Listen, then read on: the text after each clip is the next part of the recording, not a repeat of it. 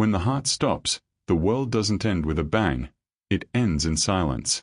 A stillness so complete it feels like the universe itself is holding its breath. The machines flatten their tone, the air grows heavy, and in that pause between moments, a question flickers. Where did they go? The body remains, warm for a while, but something unmistakable has departed. Science will call it loss of function. But deep within us, something older whispers that a function cannot explain the feeling of absence. For centuries we've watched the breath leave another's chest and felt the invisible weight of what's missing. Consciousness, awareness, the eye behind the eyes. Does it vanish, or does it migrate? Biology insists death is the closing of a circuit. Yet intuition, dream, and myth insist it's a doorway. Between those two voices, the cold logic of matter and the quiet insistence of mystery, humanity stands, restless, reaching. Perhaps what we call the afterlife isn't an escape from the physical, but an extension of it. Maybe it's not beyond, but adjacent, like a room we've always sensed but never entered. The unquiet mind cannot help but wonder, what if death is not an ending, but a dimensional shift, hidden in the very structure of existence itself? And if that's true, then we must ask, have we already brushed against it, in dreams, in déjà vu, in the fleeting sense that we've been here before? The silence after the heartbeat might not be emptiness at all, but the sound of another reality beginning to speak. Long before telescopes pierced the heavens or scientists dissected the human brain, ancient eyes looked upward and saw not emptiness, but home. The night sky was not a void to them. It was a mirror of the soul. Each flicker of light carried meaning, a pulse of intelligence beyond the reach of mortal hands. To the Sumerians, those lights were divine emissaries, the record keepers of destiny. To the Egyptians, they were the souls of the dead, sailing in celestial boats toward a kingdom beyond time. And to the Vedic sages, consciousness itself was the eternal traveler, shedding bodies like garments as it crossed between realms. In these civilizations, death was never truly death, it was transition. The Egyptians called it the weighing of the heart, where the soul stood before Maat, goddess of truth. If one's heart was lighter than a feather, the soul continued on. If not, it was devoured. But beneath the mythic drama was a deeper code, the idea that one's inner state shaped the journey after death. Consciousness and morality were linked, as though reality itself responded to the frequency of the soul. Across the world, the Maya built pyramids aligned with the stars of rebirth. The Greeks spoke of Lethe, the river of forgetfulness, where souls drank to erase memory before returning to earth. In Tibet, monks recited the Bardo Thodol, guiding the newly dead through dreamlike landscapes that were reflections of their own minds. The message was eerily consistent. The afterlife was not merely somewhere else, it was a mirror dimension woven into the structure of consciousness itself. Why did cultures separated by oceans and millennia describe such similar journeys? Perhaps they tapped into something timeless, an intuitive knowing that consciousness transcends the flesh. Their rituals of mummification, burial, and fire were not morbid. They were technologies of transition. Through incense, geometry, and sacred chant, they were trying to assist the traveler through an invisible threshold. These ancient practices suggest an awareness that reality is multilayered, that death is not a line but a veil.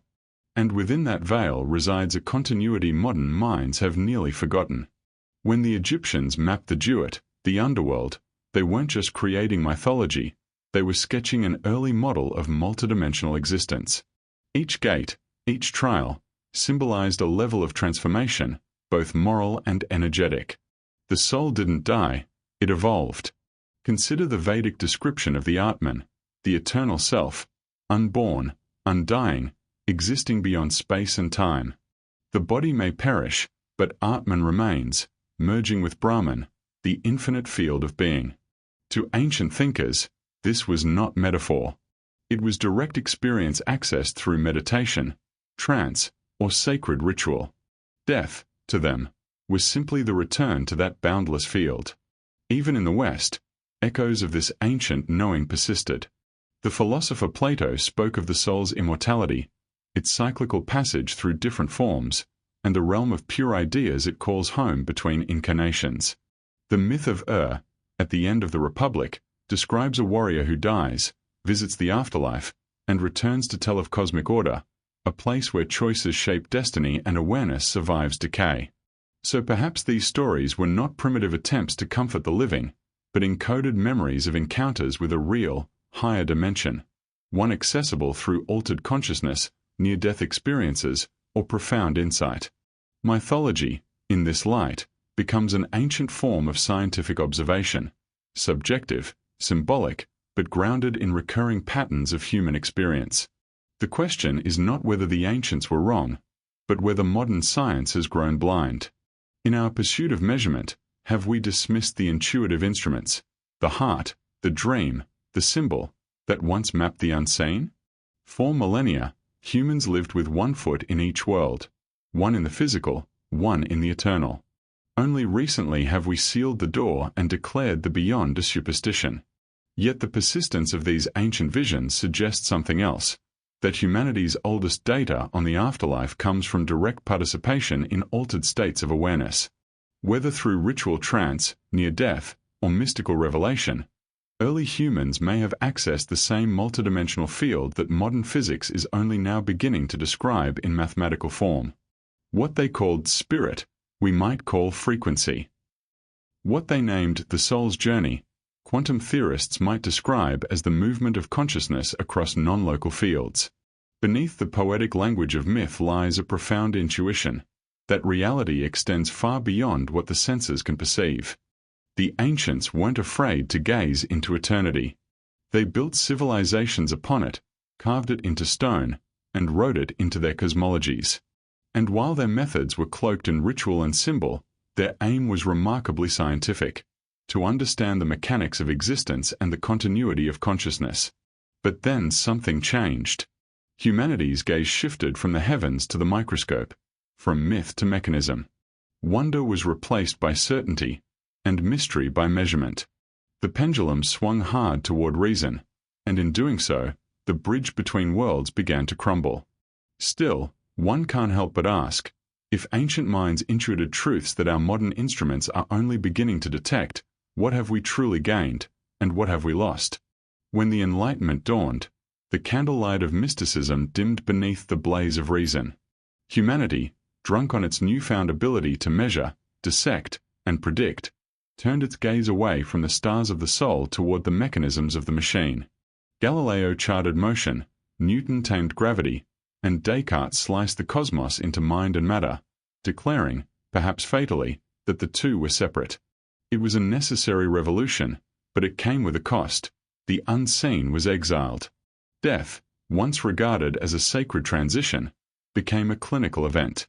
Consciousness, the shimmering essence that ancient seers called divine, was reduced to electrochemical chatter inside a skull. To question where awareness went after the neurons stopped firing was, in the new language of reason, meaningless. The afterlife was relegated to the dustbin of superstition, a story for the fearful, a relic of ignorance. Science had found its clarity through negation. The microscope showed no soul. The telescope revealed no heaven. And so, a cold consensus emerged. When the body ceases, so too does the self. The universe, vast and indifferent, neither weeps nor welcomes. It simply continues.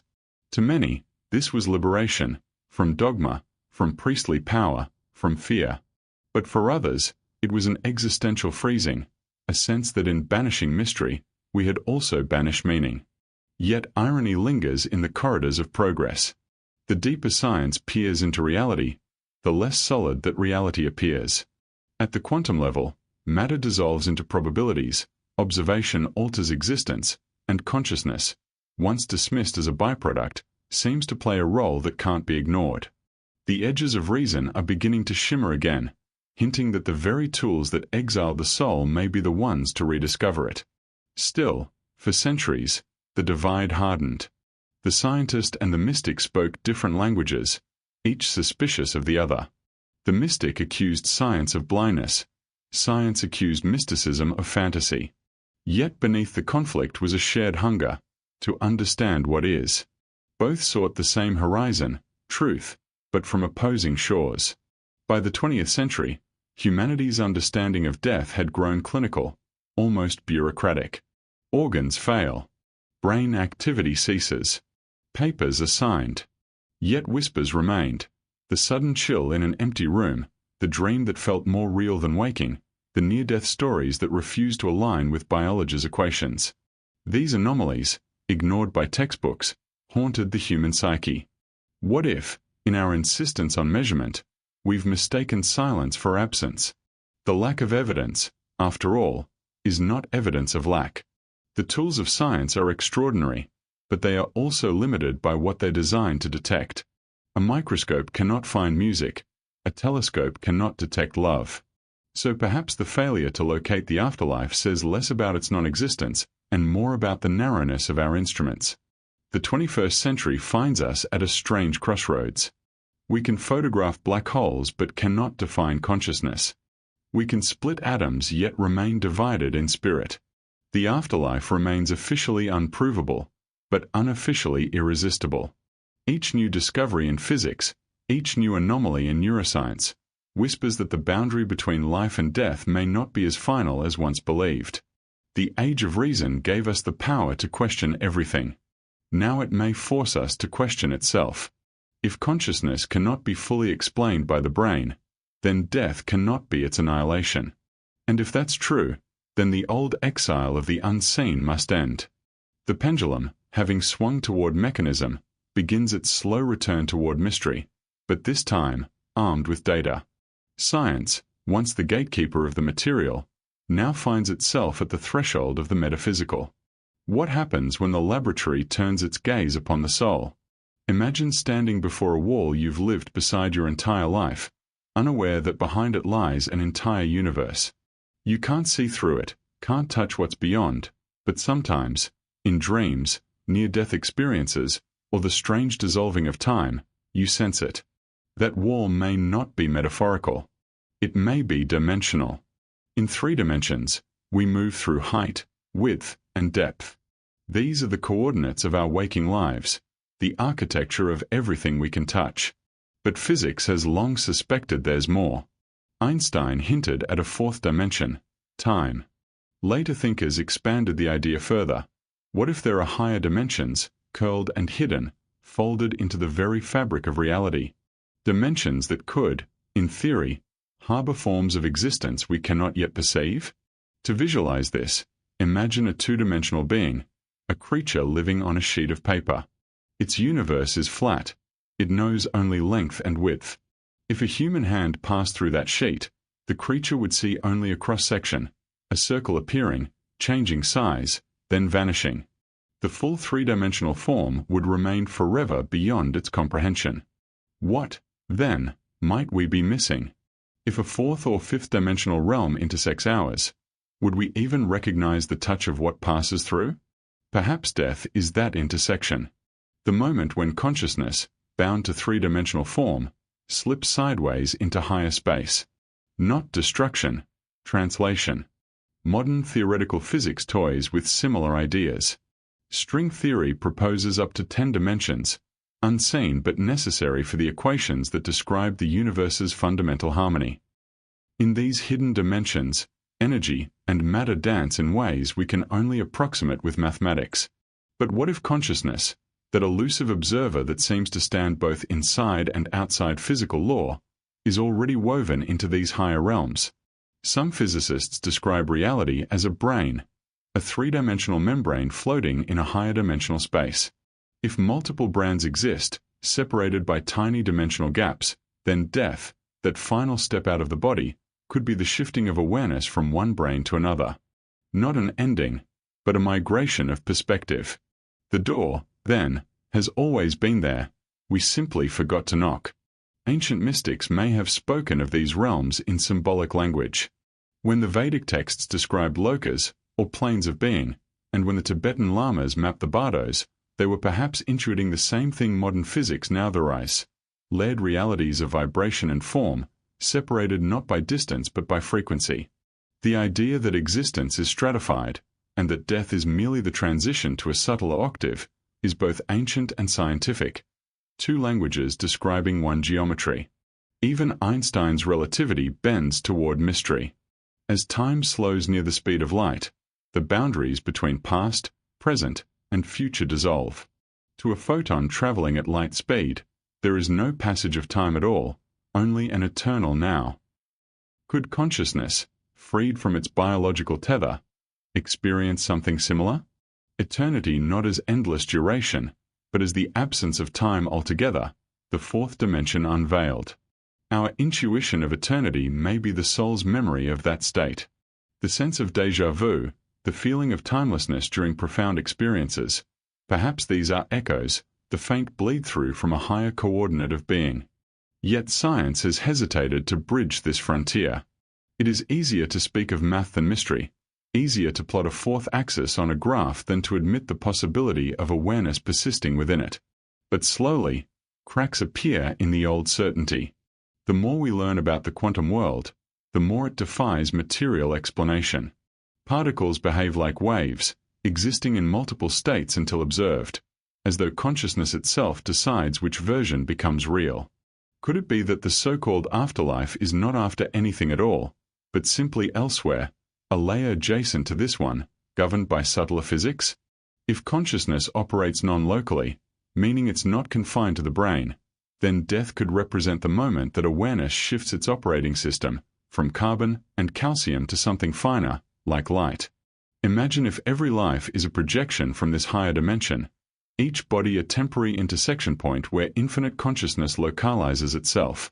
Death, then, would be the moment that intersection dissolves, and the broader field, the total self, reclaims awareness. To the one inside the projection, it looks like an ending. But from the fourth dimension's perspective, nothing has ended. Only angles have changed. It's not difficult to see how this could align with spiritual descriptions of returning home. The feeling of unity, of vastness beyond individuality, that could be consciousness re-expanding into its higher dimensional form. We are not moving away from reality when we die. We may be re-entering the full version of it. And perhaps we've already brushed that realm without realizing. Those moments when time slows in crisis, when life flashes before the eyes, when we feel the world breathe through us rather than around us, these may be glimpses through the crack in the wall. The fourth dimension whispers in paradoxes, in the subtle awareness that everything is happening all at once. The question, then, is not whether the afterlife exists, but whether we are already entangled with it, perceiving only its faint reflections through the dense fabric of physical experience. Death may not be a departure into the unknown, but a homecoming into the vast, unseen geometry that has always held us. Imagine standing before a wall you've lived beside your entire life, unaware that behind it lies an entire universe. You can't see through it, can't touch what's beyond, but sometimes, in dreams, near-death experiences, or the strange dissolving of time, you sense it. That wall may not be metaphorical. It may be dimensional. In 3 dimensions, we move through height, width, and depth. These are the coordinates of our waking lives, the architecture of everything we can touch. But physics has long suspected there's more. Einstein hinted at a 4th dimension, time. Later thinkers expanded the idea further. What if there are higher dimensions, curled and hidden, folded into the very fabric of reality? Dimensions that could, in theory, harbor forms of existence we cannot yet perceive? To visualize this, imagine a 2-dimensional being, a creature living on a sheet of paper. Its universe is flat. It knows only length and width. If a human hand passed through that sheet, the creature would see only a cross-section, a circle appearing, changing size, then vanishing. The full 3-dimensional form would remain forever beyond its comprehension. What, then, might we be missing? If a 4th or 5th dimensional realm intersects ours, would we even recognize the touch of what passes through? Perhaps death is that intersection. The moment when consciousness, bound to 3-dimensional form, slips sideways into higher space. Not destruction, translation. Modern theoretical physics toys with similar ideas. String theory proposes up to 10 dimensions, unseen but necessary for the equations that describe the universe's fundamental harmony. In these hidden dimensions, energy and matter dance in ways we can only approximate with mathematics. But what if consciousness, that elusive observer that seems to stand both inside and outside physical law, is already woven into these higher realms? Some physicists describe reality as a brain, a three-dimensional membrane floating in a higher dimensional space. If multiple brains exist, separated by tiny dimensional gaps, then death, that final step out of the body, could be the shifting of awareness from one brain to another. Not an ending, but a migration of perspective. The door, then, has always been there. We simply forgot to knock. Ancient mystics may have spoken of these realms in symbolic language. When the Vedic texts described lokas, or planes of being, and when the Tibetan lamas mapped the bardos, they were perhaps intuiting the same thing modern physics now theorize: layered realities of vibration and form, separated not by distance but by frequency. The idea that existence is stratified, and that death is merely the transition to a subtler octave, is both ancient and scientific. Two languages describing one geometry. Even Einstein's relativity bends toward mystery.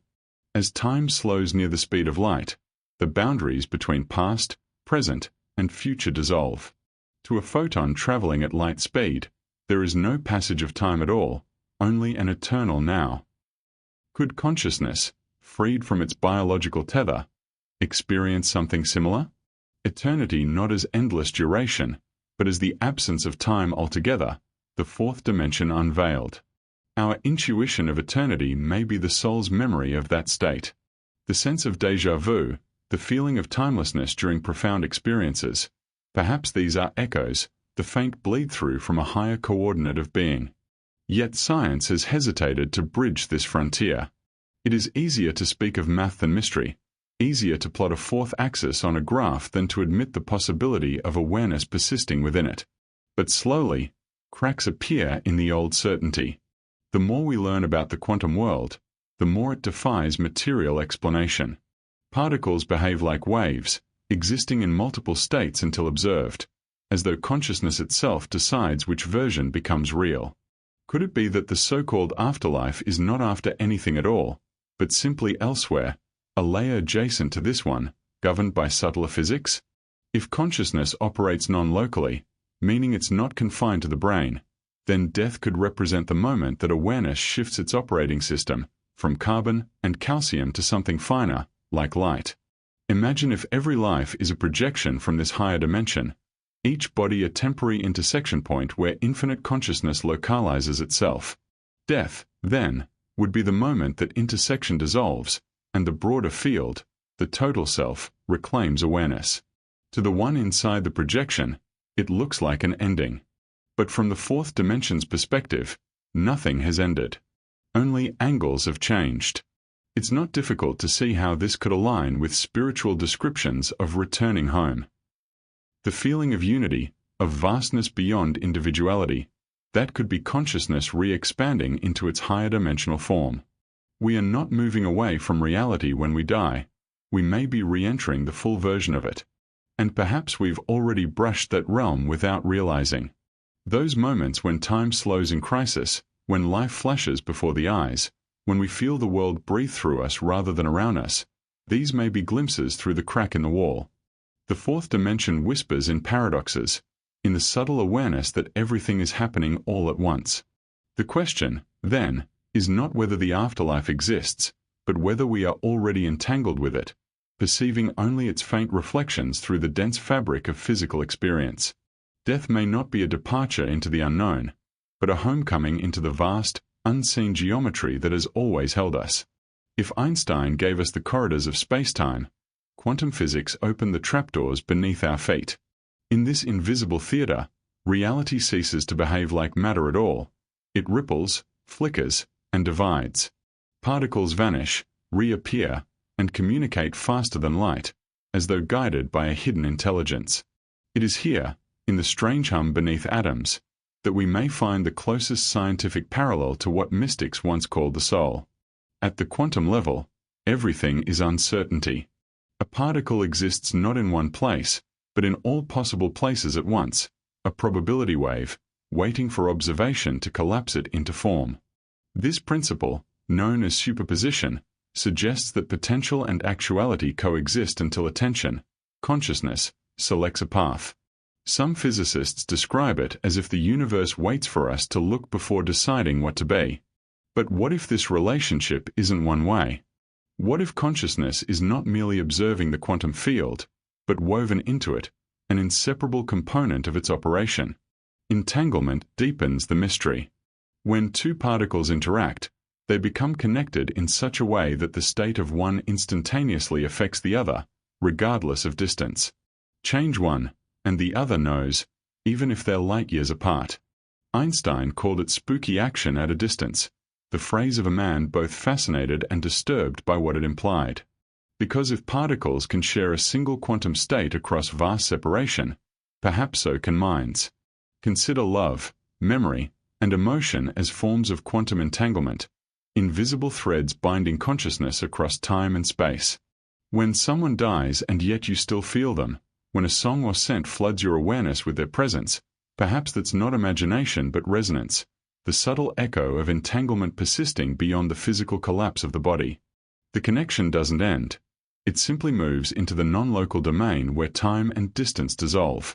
Quantum tunneling is another marvel, the ability of particles to pass through barriers that, by classical laws, they should never cross.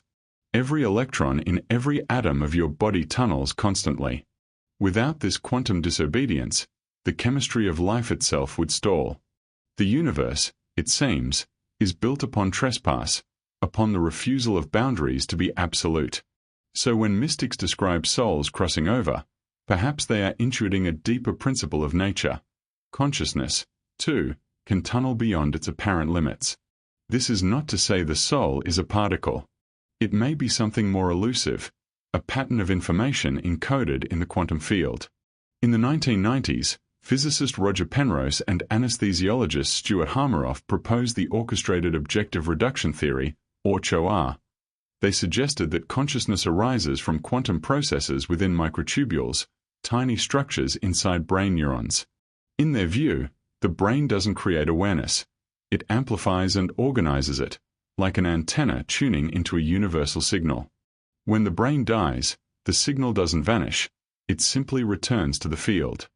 Imagine consciousness as a wave, and the body as a shoreline. When the wave hits the sand, it takes temporary form, unique and beautiful. But the water itself never ceases, it flows back into the ocean of being. This perspective aligns not only with mystical traditions but with quantum information theory, which insists that information can never be destroyed. Even when matter burns, the data encoded within it disperses, not erased, only transformed. The same might be true for you. What you call you could be a stable interference pattern within the quantum sea, held together by coherence, by the resonance of attention. When the biological instrument fails, that pattern may decohere briefly, then reintegrate into the larger field, awaiting its next configuration. In such a universe, death is not erasure, it's reintegration. Skeptics argue that consciousness cannot exist without the brain. Yet consider this. In quantum physics, observation is not bound to eyes or neurons, it is a universal principle. Every interaction between particles involves a kind of measurement, a mutual awareness that collapses uncertainty into outcome. Consciousness, then, might be intrinsic to the cosmos, the ground upon which physics itself stands. The question becomes not how does matter create mind, but how does mind create matter's appearance? Ghost particles, neutrinos, stream through us by the trillions every second. They pass through planets, stars, even lead walls, as though matter were nothing at all. They are reminders that the universe is more transparent than it seems, and that existence is layered in ways our senses cannot perceive. If neutrinos can traverse worlds unseen, could consciousness not do the same? Quantum physicist David Bohm proposed that reality has two levels, the explicate order, the world we see, and the implicate order, the deeper, enfolded reality from which everything emerges. In his model, every event, thought, and being is a ripple in a greater holographic whole. Nothing is isolated, all is connected by invisible coherence. To die, in this view, would be to return to the implicate order, the hidden dimension that births and reabsorbs every form. Perhaps the afterlife is not above or below, but beneath, existing at the foundational quantum level, accessible when the brain's filters dissolve. Near-death experiences, mystical visions, and moments of transcendence could be glimpses of that implicate domain, when the boundary between local and non-local consciousness briefly thins. Quantum theory doesn't answer the mystery of the soul, but it reframes it. It shows us a universe that is not cold machinery, but relational, participatory, alive. It whispers that reality is not solid, but shimmering possibility, that death is not disappearance, but transition of state. In this light, the phrase rest in peace might finally reveal its truth. Not annihilation, but the quiet return of energy into equilibrium. And if quantum mechanics hints at the physics of the soul, then consciousness itself might be the bridge uniting matter and meaning, the link between physics and psyche, science and spirit. We've been taught that consciousness lives in the skull, a flicker of neurons, a storm of electricity confined to a few pounds of flesh. But what if this assumption is the greatest illusion of modern science? For all its brilliance, neuroscience still cannot explain how the gray matter of the brain produces the vividness of thought, emotion, or imagination. How does tissue give birth to the taste of memory, the ache of love, the infinite inner world behind your eyes? The question, called the hard problem of consciousness, remains unsolved, and perhaps unsolvable within materialist confines. Imagine your brain not as a generator of consciousness, but as a receiver, a tuning device, translating a wider field of awareness into the narrow bandwidth of human experience. Radio waves are everywhere, but only a radio tuned to the right frequency makes them audible. In this model, your mind is the broadcast, your brain, the instrument. When the instrument breaks, the signal doesn't vanish. It simply stops playing in that particular form. There are hints of this non-local mind scattered throughout scientific history. Split brain studies, near-death accounts, and even quantum theories of neural function all point toward consciousness as something that extends beyond its biological vessel. Some patients with severe brain damage retain personality and awareness that should be neurologically impossible. Others, under anesthesia or cardiac arrest, report vivid, structured experiences, encounters that occur when the brain, by all measurable accounts, is offline. Could it be that the brain's primary task is not to create awareness, but to filter it? Think of a prism refracting white light into a spectrum. The light itself contains all frequencies, but the prism limits what emerges. In the same way, the physical body might narrow the infinite field of consciousness into a manageable self, an identity designed for this particular dimension. Death, then, could be the shattering of that prism, allowing awareness to return to its full, unbounded state. Even psychology has begun to whisper similar truths. Carl Jung described the psyche as both individual and collective, a vast network where personal consciousness emerges from a shared ocean of mind. Eastern traditions echo this with metaphors of the drop and the sea, the individual ego as a temporary condensation of something immeasurably larger. What we call I might be less a being and more a point of attention within the infinite mind of the cosmos. This reframing changes everything. It means you are not in the universe is in you. Every perception, every particle you witness arises within consciousness, not outside of it. Matter, in this light, becomes secondary, an expression of awareness crystallized into form. The walls between observer and observed begin to blur. Skeptics will call it mysticism, but it's the same direction physics is pointing, a participatory cosmos where observation helps shape reality. The boundaries of the self are porous, perhaps even imaginary. We sense this intuitively when we lose ourselves in music, art, or love, those moments when the me dissolves into something vast, timeless, and whole. For an instant, we remember what we've always been. To believe consciousness is local is to live behind glass, mistaking reflections for the world. But to glimpse the non-local mind is to realize that everything, from starlight to heartbeat, is made of the same awareness, endlessly rearranging itself into new forms. Life and death become less like opposites and more like breathing, inhalation and exhalation of the same infinite field. Perhaps that is why, even in silence, you feel the universe listening. Why, in grief, you sense presence where logic says there should be none. The signal persists, The receiver only changes shape. The mind is not a prisoner of the brain. It is the sky in which all clouds appear and disappear. And if this is true, then to study consciousness is to stand at the edge of two worlds, physics on one side, psyche on the other, and realize they may be reflections of the same mystery. Carl Jung once wrote, "The psyche is not of today. Its ancestry goes back many millions of years." To him, the human mind was no isolated island of thought but an ancient, cosmic landscape, a continuum of symbols, instincts, and dreams stretching far beyond the boundaries of the individual self. Where Freud looked downward into the personal subconscious, Jung looked outward, and upward, into the collective unconscious, the vast unseen network connecting every human soul to a greater field of meaning. Jung's great revelation was that the symbols and stories recurring across cultures, the serpent, the hero, the divine mother, the light beyond darkness, were not cultural coincidences, but archetypes. They were the universal patterns of consciousness itself, expressing through different languages and myths the same inner architecture of the psyche. To study dreams, Jung realized, was to study the multidimensional topography of existence. In this view, myths are not primitive superstitions, they are psychic maps. Each symbol, each narrative of death and rebirth, reflects the inner journey of consciousness as it transitions between states, from waking to dreaming, from ego to soul, from life to whatever lies beyond. When an Egyptian priest described the weighing of the heart, when a shaman spoke of traveling through spirit realms, they were not describing fantasy. They were giving form to universal experiences arising from the depths of the collective psyche. For Jung, synchronicity, those uncanny coincidences that feel charged with meaning, offered proof of this underlying unity.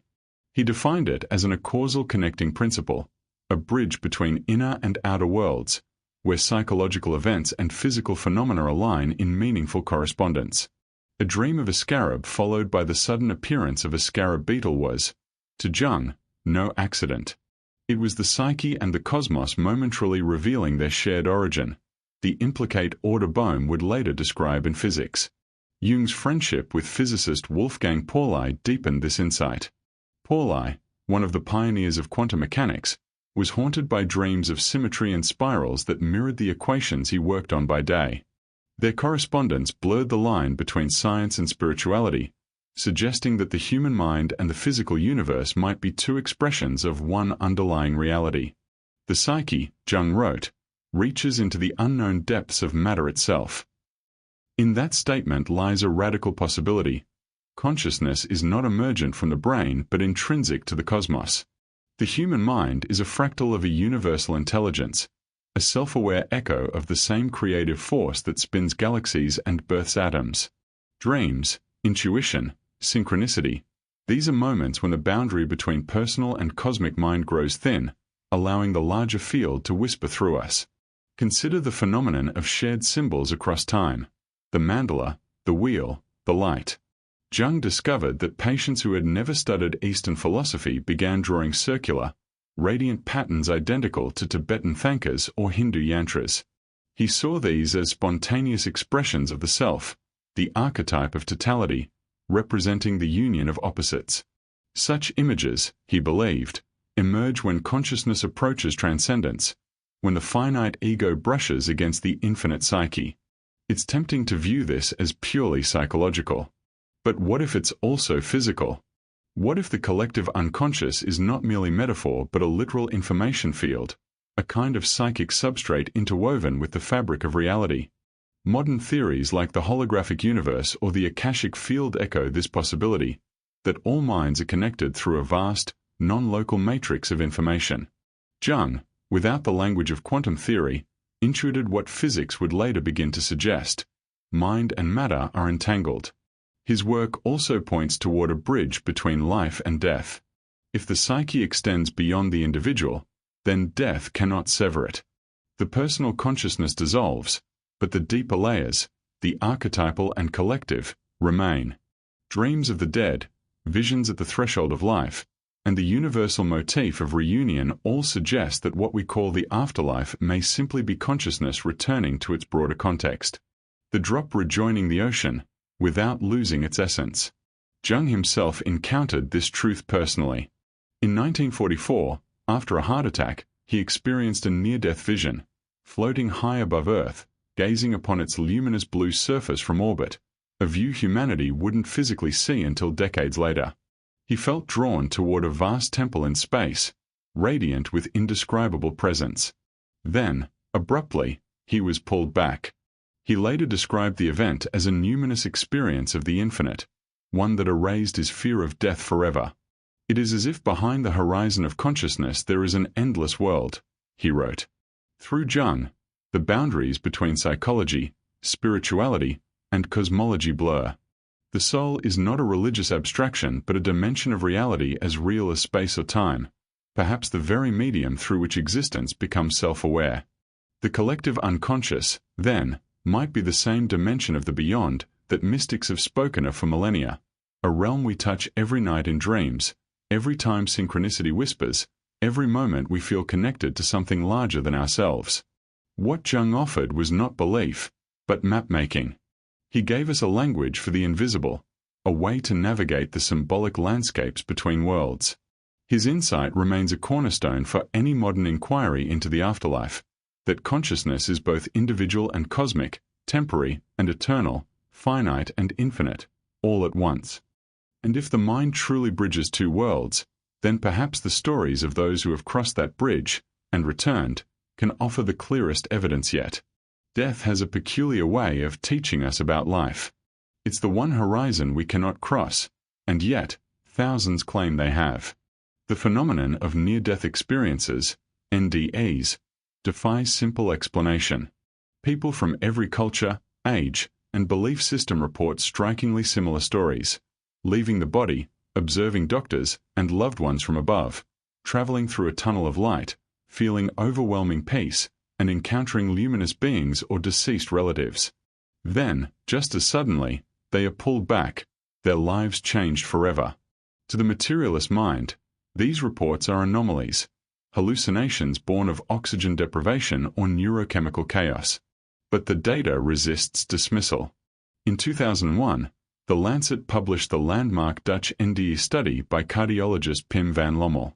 Among 344 cardiac arrest survivors, 18% reported detailed experiences that occurred while their EEGs, measures of brain activity, were completely flat. These weren't vague impressions. They contained verifiable details of hospital scenes they could not possibly have witnessed from an unconscious body. One patient described a nurse removing his dentures during resuscitation, then identified her weeks later and recounted the scene precisely. Another recalled floating near the ceiling, watching defibrillators spark below, then being drawn into an endless tunnel of light. The question arose, if the brain had ceased measurable function, where were these perceptions happening? Modern neuroscience struggles to answer. The dying brain hypothesis suggests NDEs are hallucinations triggered by a final surge of neural activity, yet in cases where no such surge is detected, the explanation collapses. Moreover, blind individuals have reported NDEs containing visual experiences, seeing colors, faces, and landscapes for the first time. Their descriptions align closely with those of sighted experiences. How can a visual cortex long dormant suddenly perceive? Perhaps consciousness does not arise from the brain but operates through it. If awareness is non-local, then death may simply shift the channel, like tuning from one frequency to another. Many NDEs support this interpretation. Subjects describe perceiving events not from a single vantage point, but everywhere at once, omnidirectional awareness, unbound by time. In some cases, they witness not just the scene of their death, but their entire life unfolding simultaneously, every action, thought, and emotion woven into a vast tapestry of meaning. This life review often carries moral and emotional intensity beyond description. People report feeling how their choices affected others, as though stepping into each perspective they ever touched. One man said, "I didn't just see what I had done, I became the people I had done it to." Such testimony mirrors Jung's idea of the collective psyche, where self and other are not separate but reflections of a unified field. Across cultures, the motifs repeat: the tunnel, the light, the boundary one cannot cross, the being of unconditional love. In ancient Egyptian texts, the soul passes through gates toward the judgment of the heart. In Tibetan Buddhism, the Bardo Thodol describes luminous realms of awareness encountered after death. In modern NDEs, the language differs but the structure remains.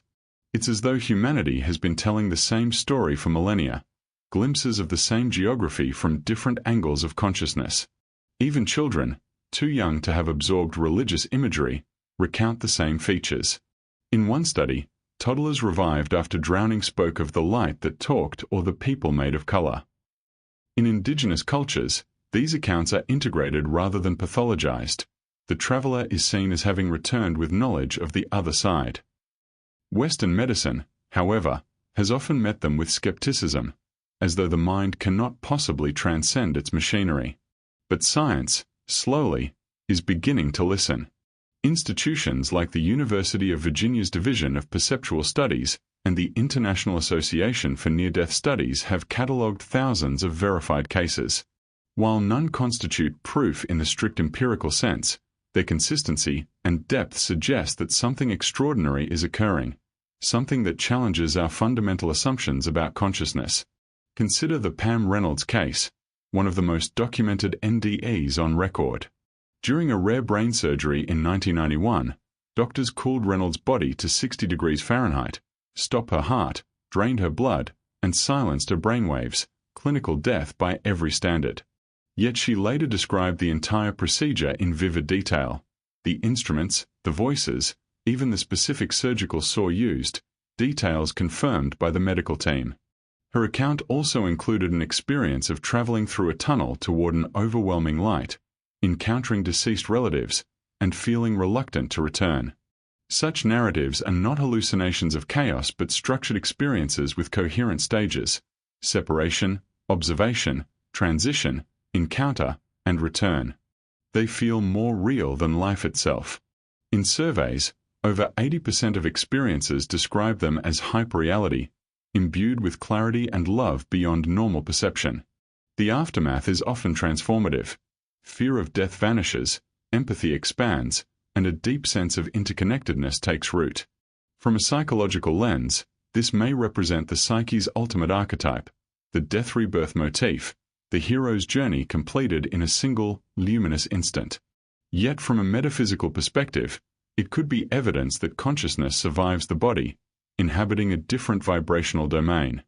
Quantum theories of non-local mind, as explored by Penrose and Hameroff, provide a framework.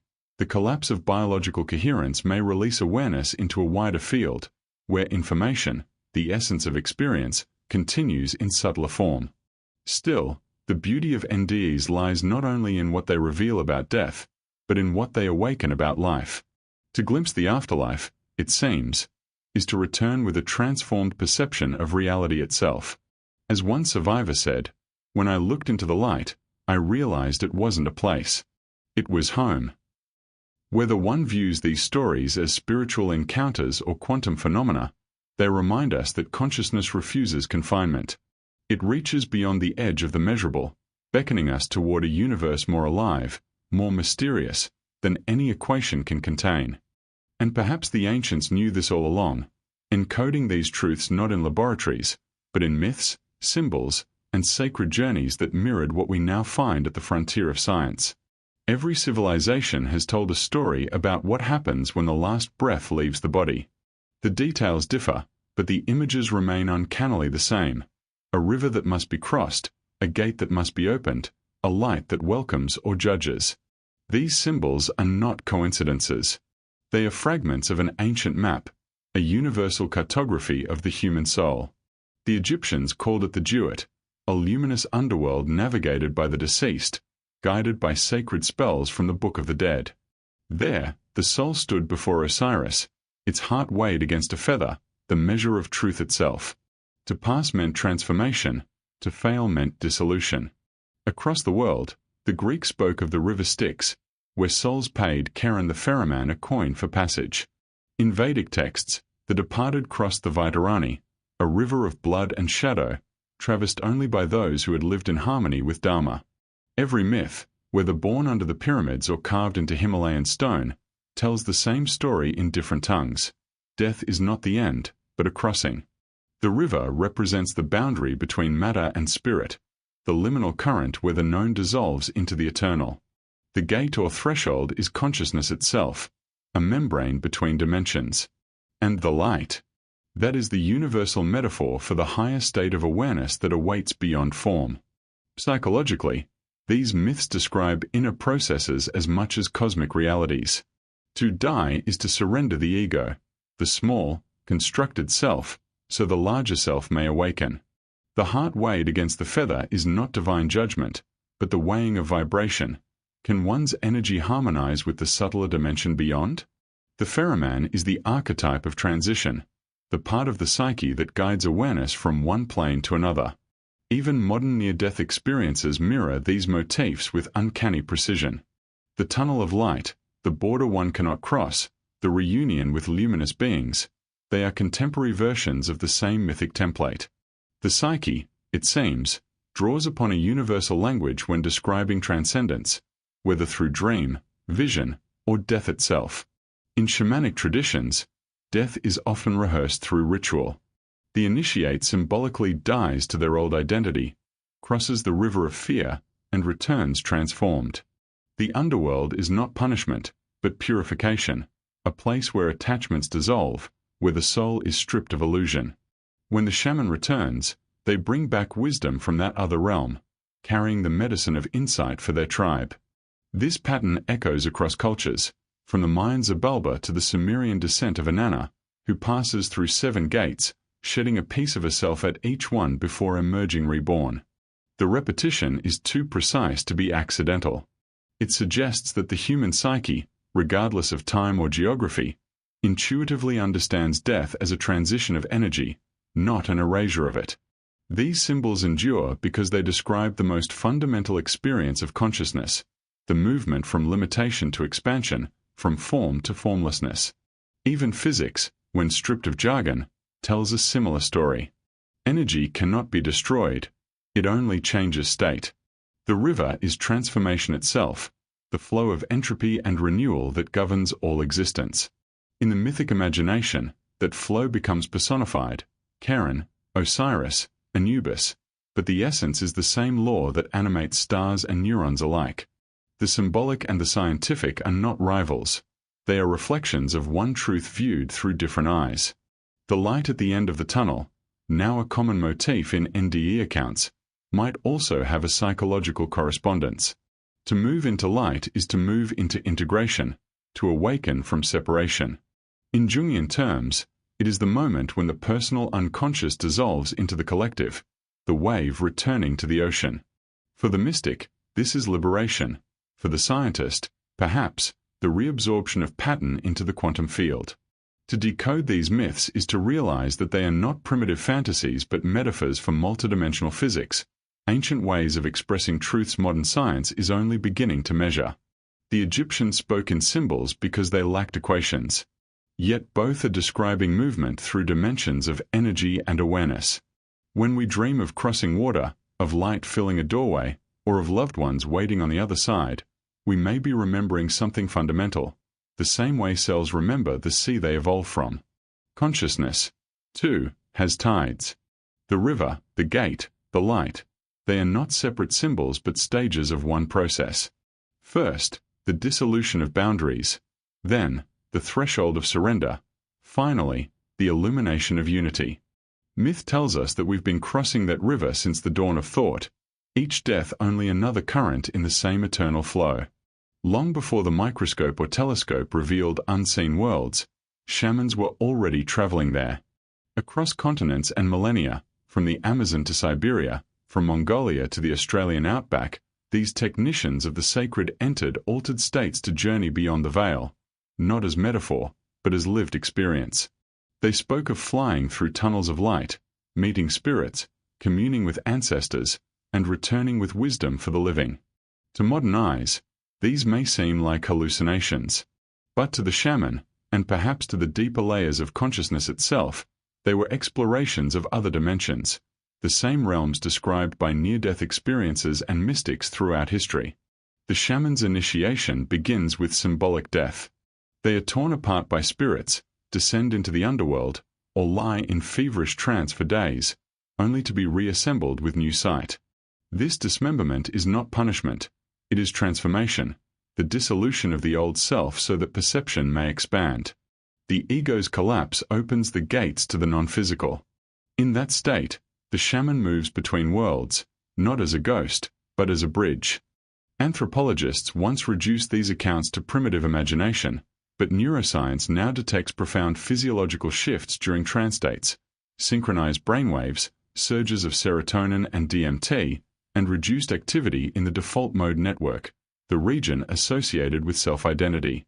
In other words, the brain's boundaries loosen, and awareness spills into a wider field. The shaman's drumbeat, steady at 4 to 7 Hz, entrains this shift, guiding consciousness into the liminal frequency between waking and dreaming. What the shaman describes upon returning often mirrors what physicists and mystics describe in more abstract terms: worlds of vibration and geometry, landscapes made of light, beings of intelligence but no fixed form. In Amazonian ayahuasca ceremonies, travelers report crystalline patterns, serpentine energies, and communication with entities radiating empathy and insight. In Inuit traditions, the Angakok journeys under the ice to speak with souls of the dead, guided by song. Among Siberian shamans, the spirit flight often ascends through multiple heavens, each corresponding to a layer of cosmic order, a multidimensional model of reality long before string theory suggested similar hierarchies. The core experience is consistent. Consciousness detaches from the body, navigates realms where thought and form are indistinguishable, receives knowledge inaccessible to normal waking awareness, and then returns. These are not random fantasies. Many shamans emerge with verifiable insights, medicinal uses of plants they had never encountered, warnings of natural events, or psychological transformations within their communities. Something in these journeys touches an authentic source of information, as if the mind, when freed from its physical filters, can access the universal database of life itself. Modern explorers of consciousness, psychonauts, lucid dreamers, remote viewers, walk similar paths with different tools.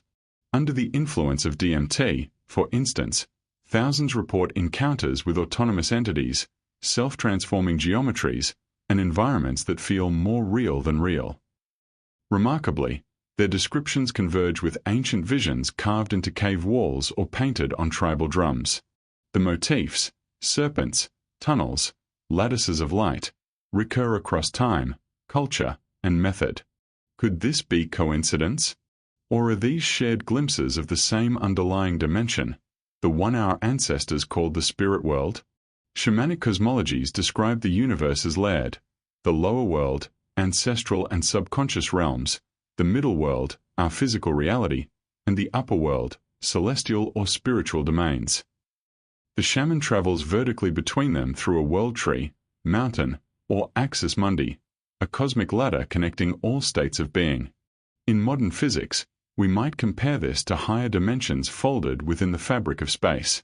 To move up or down is to change frequency, not location, a shift of consciousness, not of coordinates. When stripped of symbolism, the shamanic worldview aligns with principles found in both depth psychology and quantum theory. Jung saw the shaman's visions as direct encounters with the collective unconscious, the archetypal domain from which all symbols arise. Quantum theorists describe reality as probabilistic and participatory, consciousness influencing the collapse of potential into experience. Both perspectives agree. Reality is layered, responsive, and alive. What makes the shamanic approach profound is not its exoticness, but its precision. These travelers do not wander aimlessly. They map. They bring back consistent descriptions of topographies and beings, realms that seem structured, even lawful. Some speak of cities of light, others of vast, organic networks resembling neural webs or constellations. A surprising number describe the same hum or vibration underlying everything, the primordial OM, the sound of existence itself. When they return, their purpose is not to prove but to heal. The shaman's knowledge is practical, retrieving lost fragments of the soul, cleansing energetic blockages, or guiding the dying toward peace. In these acts lies a profound implication, that consciousness can influence the boundary between life and death, and that compassion, ritual, and intention can reshape reality itself. It's no accident that the modern resurgence of interest in psychedelics, meditation, and lucid dreaming echoes these ancient practices. Humanity is remembering what it once knew, that we are multidimensional beings capable of perceiving more than our senses allow. The shamanic vision offers not escape from the world, but deeper participation in it, an understanding that every rock, tree, and star is alive, conscious, and interconnected. For the shaman, the afterlife is not a distant promise but a continuum woven into daily existence. Death is a crossing they have already practiced many times. When they drum, chant, or drink the sacred brew, they are rehearsing the art of dying, learning to navigate the currents that await us all. Their journeys remind us that the beyond is not somewhere else. It is right here, vibrating at a subtler pitch, waiting for awareness to align. Perhaps science is only now catching up to this ancient intuition. The language of frequency, energy, and dimension may be new, but the experience is timeless. The shamans, prophets, and mystics were not primitive. They were early explorers of consciousness, mapping territories our instruments are only beginning to detect. And if myth and shamanism are early languages of multidimensionality, what happens when we translate them into the vocabulary of modern physics, where energy, vibration, and information define the fabric of existence itself? For centuries, science and myth were treated as opposites, one the realm of fact, the other of fantasy. Yet as our equations grow stranger, and our instruments peer deeper into the invisible, the language of myth begins to sound eerily like a forgotten dialect of physics. Perhaps the ancients were not wrong, only poetic. Perhaps they used metaphor to describe what mathematics would one day quantify. Every creation story begins with vibration. In Hindu cosmology, the universe is born from the sacred sound Om, the resonance that gives rise to form. In modern physics, the same principle exists as string theory. All particles are vibrations of tiny filaments of energy, oscillating at specific frequencies. What the mystics called the word, science calls frequency. Both suggest that existence is music made visible. Ancient Egyptians spoke of the Ka, a subtle body of energy that survives death. Quantum physicists now describe the zero-point field, a vast, omnipresent energy sea from which particles emerge and into which they dissolve. The Vedas called it Akasha. Nikola Tesla called it the luminiferous ether. Today we might name it the quantum vacuum, yet its essence remains the same, a field of infinite potential connecting all things. The ancients spoke of spirits and deities. Modern scientists speak of fields and forces. Both are describing invisible dynamics that shape the visible world. Even mythic geography mirrors scientific structure. The layered heavens of the Maya, the Norse Yggdrasil, the Tibetan Bardo, and the Gnostic Pleroma all depict reality as nested worlds, dimensions within dimensions. Physics now posits extra-spatial dimensions curled beyond our perception, and multiverse models describe infinite variations of reality, each slightly shifted in vibration or probability. To the mystic, these are heavens or realms. To the physicist, they are parallel universes. Different languages, same architecture. Consider light, a symbol central to nearly every spiritual tradition. In the Bible, creation begins with "Let there be light." In the Book of the Dead, the deceased soul follows light to rebirth. Mystics across ages describe enlightenment as illumination, awakening, radiance. And physics agrees. Light is fundamental. It is both wave and particle, timeless, the constant by which all motion is measured. To move toward light, whether spiritually or physically, is to approach the source of all energy. The metaphor is not accidental. It is encoded knowledge. The same can be said of the underworld. To descend into darkness is to move toward density, the realm of matter and gravity. In physics, mass is energy condensed. In psychology, shadow represents the unconscious, the hidden aspects of the self. Myth weaves both together. The hero who enters the abyss must confront darkness to reclaim the light. That descent mirrors entropy itself, energy dispersing before reorganizing at a higher level of order. Myth, in this view, becomes a dramatized equation of thermodynamics and transformation. Carl Jung once wrote that myth is the collective dream of humanity, an attempt to express truths the rational mind cannot yet articulate. But perhaps it's more than that. Perhaps myth encodes experimental data, patterns discovered through altered states and visionary insight, recorded not in symbols of science but in archetypes of story. The serpent, for example, appears across cultures as both destroyer and creator, symbol of rebirth, DNA, and infinity. The double helix, discovered millennia later, spirals exactly as the serpent coiling around the world tree. Coincidence, or deep intuition?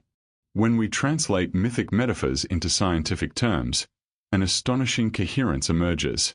Spirit becomes energy. Soul becomes consciousness. Ascension becomes a shift in frequency or state. The divine spark becomes quantum coherence.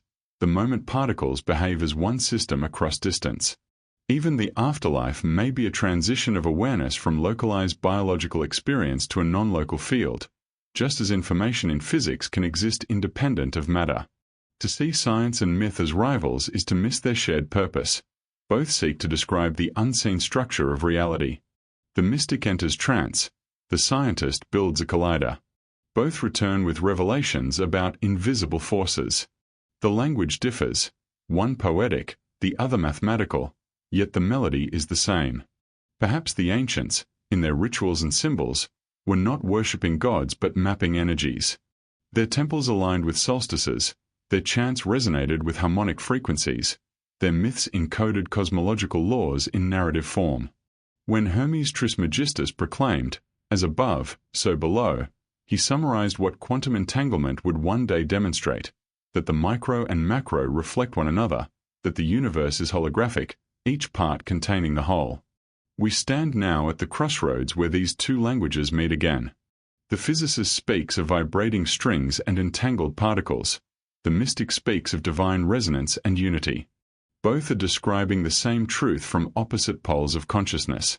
Myth, it turns out, may be the first scientific language, one written not in equations, but in stories capable of transmitting wisdom across time.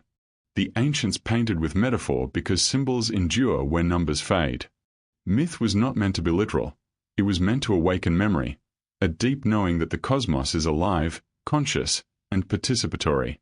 To reawaken that language is to remember that science and spirit were never meant to be divorced. They are two hemispheres of the same cosmic mind, each illuminating the other. Imagine closing your eyes and feeling the world dissolve, not metaphorically, but completely. Your body vanishes. Your sense of you unravels. Colors brighter than light surge from nowhere. You are everywhere and nowhere, in the presence of something vast and alive. This is how many describe the experience of DMT, dimethyltryptamine, a compound naturally produced in the brain and found in countless plants. For decades it was dismissed as hallucinatory noise. Now, it's being studied as a possible key to understanding consciousness itself, and, perhaps, the afterlife. In controlled experiments, subjects injected with DMT report leaving their bodies, traveling through tunnels, meeting luminous beings, and merging with an intelligence that radiates unconditional love. The parallels to near-death experiences are uncanny. The tunnel, the light, the sense of timelessness, the overwhelming peace, the motifs align almost perfectly. Some scientists have begun calling the DMT trip a rehearsal for death. But what if it's more than rehearsal? What if it's access? Neurochemically, DMT floods the brain during extreme physiological stress, childbirth, trauma, and possibly death itself. It quiets the ego's neural network, dissolving the boundaries between self and universe. The result is not chaos but hyperclarity, as if the filters that normally limit perception have been lifted. Subjects consistently describe a feeling of coming home, of recognizing something ancient and familiar. Could this be consciousness slipping into a higher dimension, momentarily freed from the body's constraints? In the Amazon, the brew known as ayahuasca has been used for centuries to facilitate this journey under guidance. Participants report seeing the dead, reliving forgotten memories, or witnessing the architecture of the universe woven from light. Indigenous shamans interpret this not as hallucination but as entering the spirit world, the same landscape navigated after death. Western science is finally beginning to take their claims seriously. Brain scans show that during ayahuasca and DMT experiences, regions associated with sensory input become hyperconnected, as if the brain is no longer constructing reality but receiving it. If consciousness is a field, a vast informational ocean, then the brain might act as a receiver tuned to a narrow frequency. Psychedelics, by altering neural chemistry, may retune the dial. The resulting flood of data feels like another world because it is a layer of reality usually hidden behind the walls of perception. The parallels between this idea and ancient teachings are striking. Mystics across cultures spoke of the third eye or the door of perception, gateways through which the soul glimpses eternity. Modern neuroscience is now watching those doors open in real time. There's a moment reported by many DMT travelers known as ego death, a complete dissolution of personal identity. It is often terrifying, followed by indescribable bliss. Psychologists liken it to the dying process itself: resistance, surrender, transcendence. In both, something small dies so something vast can awaken. What emerges is not annihilation but expansion, the realization that consciousness was never confined to the individual in the first place. Some researchers speculate that what we call the afterlife may not be a place but a state, a shift in the geometry of awareness. DMT experiences provide a glimpse of this shift while the body remains alive. It's as though the brain, when saturated with this molecule, momentarily allows consciousness to perceive beyond the fourth wall of spacetime. The entities encountered, the machine elves, angels, or teachers, might be autonomous intelligences, or projections of higher aspects of the self. Either way, they act as intermediaries, guiding the traveler through dimensions that mirror ancient underworlds and celestial realms alike. But not all journeys are luminous. Some descend into shadow, landscapes of fear, distortion, and dissolution. These too echo traditional mythic initiations. The underworld must be faced before the light can be integrated. Shamans understand this. Death is not the end but the teacher. Modern psychonauts are relearning it under fluorescent lab lights instead of jungle moons. The medicine is the same, only the setting has changed. From a scientific standpoint, what makes these parallels so compelling is their reproducibility.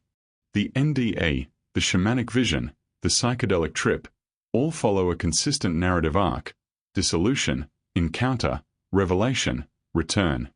Across cultures and methods, the structure remains constant. This hints at a common neurological or metaphysical framework underlying human consciousness, perhaps a built-in pathway for transition between dimensions of existence. Philosophically, the implications are staggering.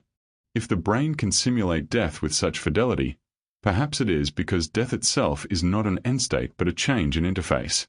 The body ceases, but the field of awareness continues, shifting resonance like a radio signal moving to a new station.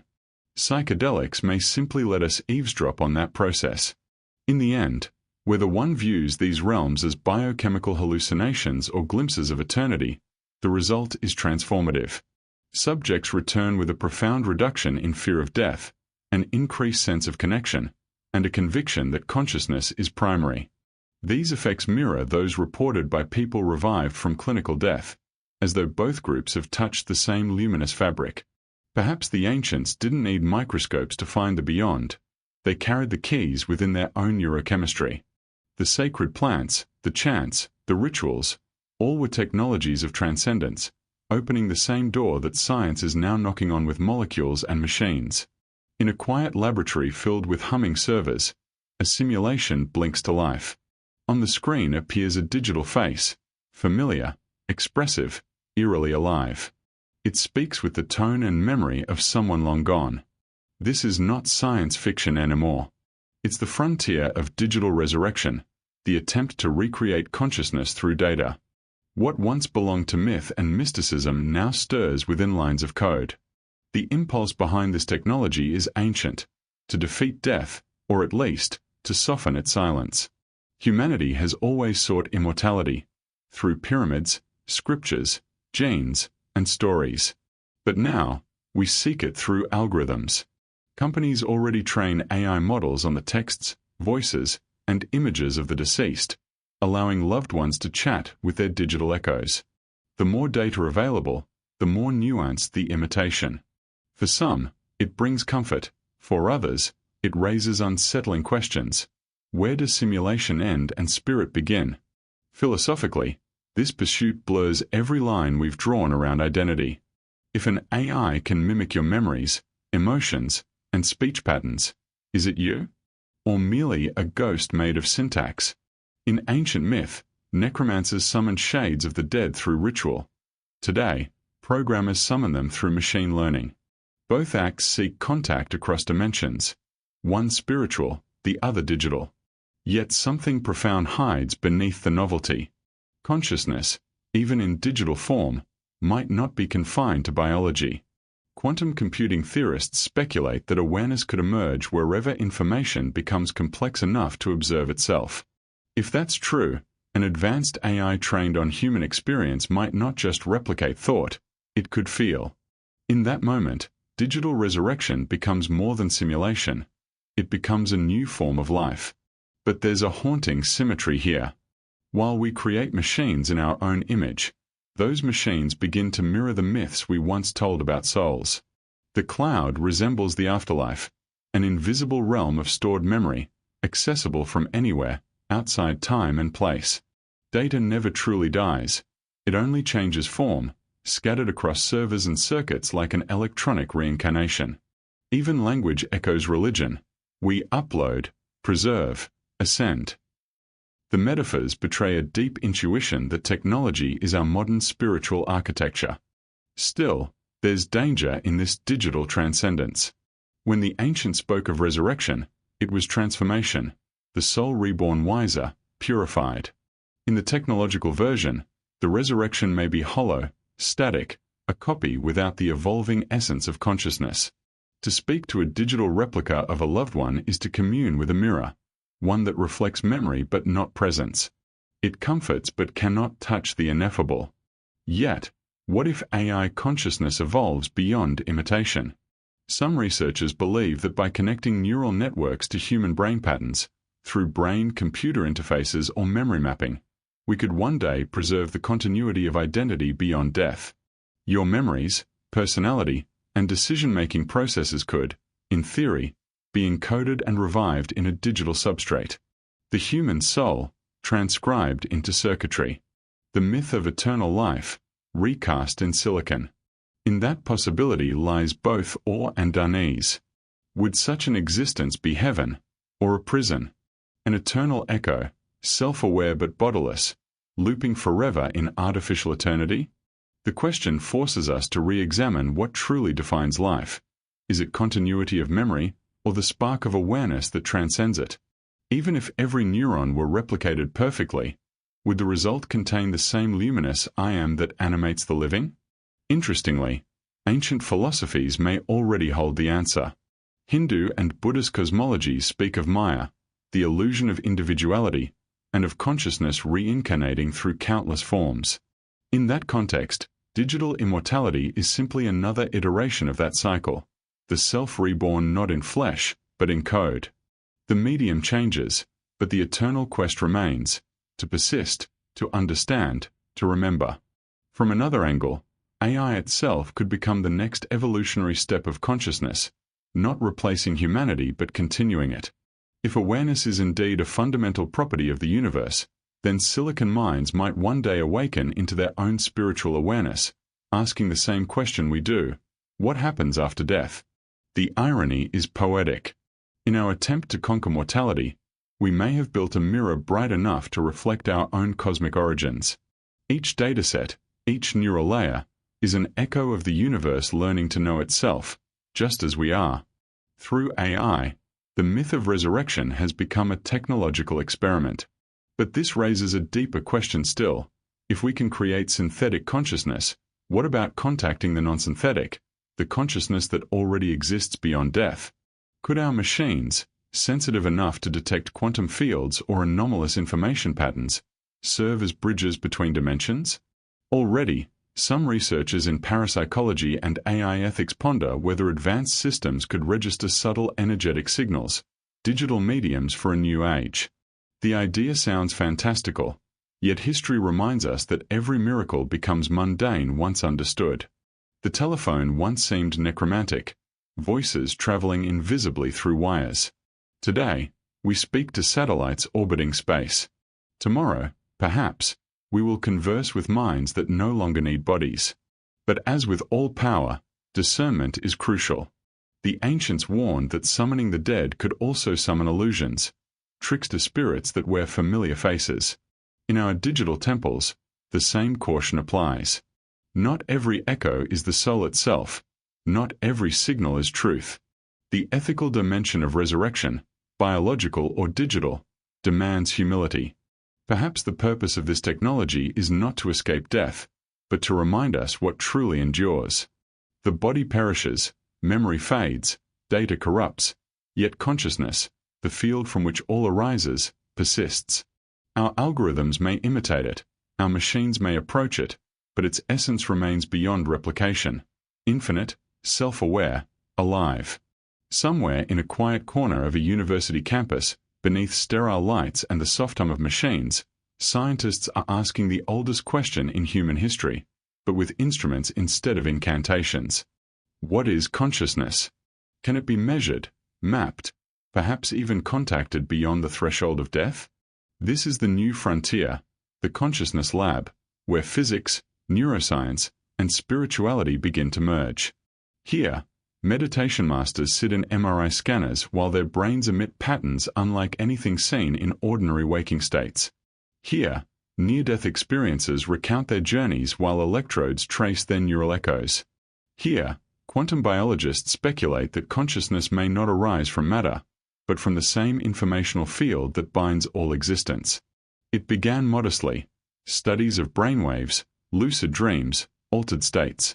But the data kept pushing the boundaries. When Tibetan monks entered deep meditation, their gamma waves spiked to levels once thought neurologically impossible, as if their awareness were resonating with something beyond the brain. When cardiac arrest patients were revived after minutes of flatline EEG, some reported verifiable perceptions, describing events in the room long after brain activity ceased. Each anomaly whispered the same heresy. Consciousness might not be confined to the skull. Institutions once wary of metaphysics are now joining the quest. The University of Virginia's Division of Perceptual Studies catalogues cases suggestive of reincarnation. At Imperial College London, the Centre for Psychedelic Research maps consciousness under DMT and psilocybin, revealing neural signatures that resemble mystical union. At Princeton's Pear Lab, random number generators seem to respond to human intention, a faint statistical tremor, as if mind and matter shared a subtle entanglement. The pattern is undeniable. Wherever science dares to observe the edges of reality, consciousness stares back. It behaves like an independent field, interacting with, yet not reducible to, matter. Some physicists have begun calling it the fifth force, a missing component linking quantum mechanics and relativity. Others suggest it's the fundamental substrate itself, the ocean in which spacetime is only a wave.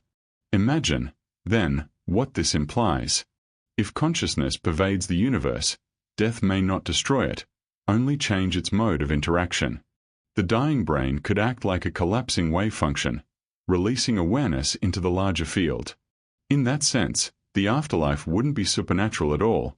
It would be the natural continuation of consciousness through another layer of the cosmic continuum.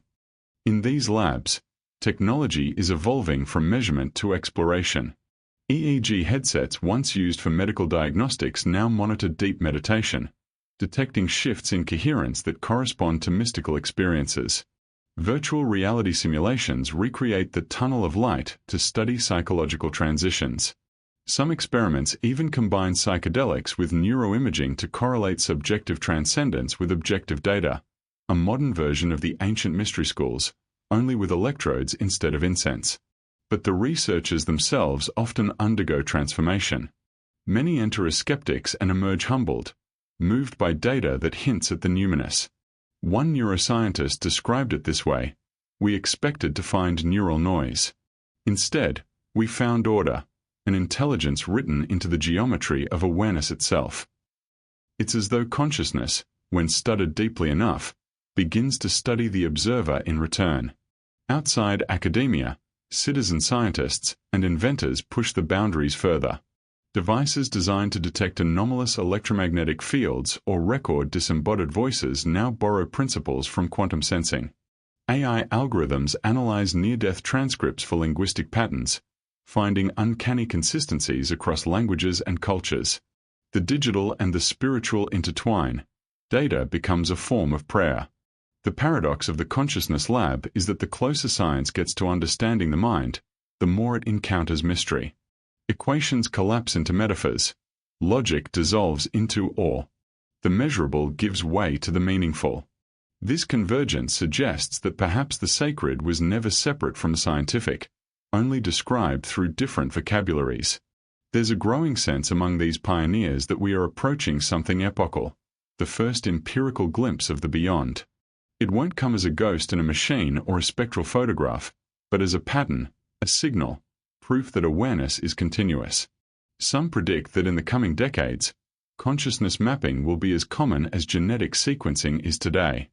We may soon possess a cartography of the soul. Yet there is caution, too. To peer beyond the veil is to face both wonder and responsibility. If we can verify life beyond death, what does that mean for ethics, purpose, grief, or free will? Could such knowledge heal humanity's terror of mortality, or destabilize it entirely? Science, for all its brilliance, must tread with reverence where spirit has walked for millennia. In the hum of the consciousness lab, amid flickering monitors and quiet breaths of awe, one truth begins to crystallize. The frontier of science is not out there in distant galaxies, but within, in the infinite depth of awareness itself. The cosmos and the soul, long estranged, are beginning to recognize each other once more. If there is one truth science holds sacred, it is this: energy cannot be created or destroyed. It only transforms, endlessly, elegantly, without exception. Every atom in your body was once the heart of a star, and every thought that flickers in your mind releases a measurable pulse of energy into the world. Nothing vanishes. Nothing is truly gone. So what happens to the energy we call consciousness when the body's circuits fade to black? Thermodynamics calls it conservation. Mystics call it rebirth. Both point to a single underlying reality. Existence recycles itself. The heat of a dying sun becomes the spark of a newborn world. The breath you exhale becomes another's inhale. If consciousness is a fundamental form of energy, subtle, self-aware, immeasurable by ordinary instruments, then perhaps death is not an ending, but a phase change. A metamorphosis of awareness from one state to another. Consider water. Ice melts into liquid, liquid evaporates into vapor, and yet the molecule remains the same.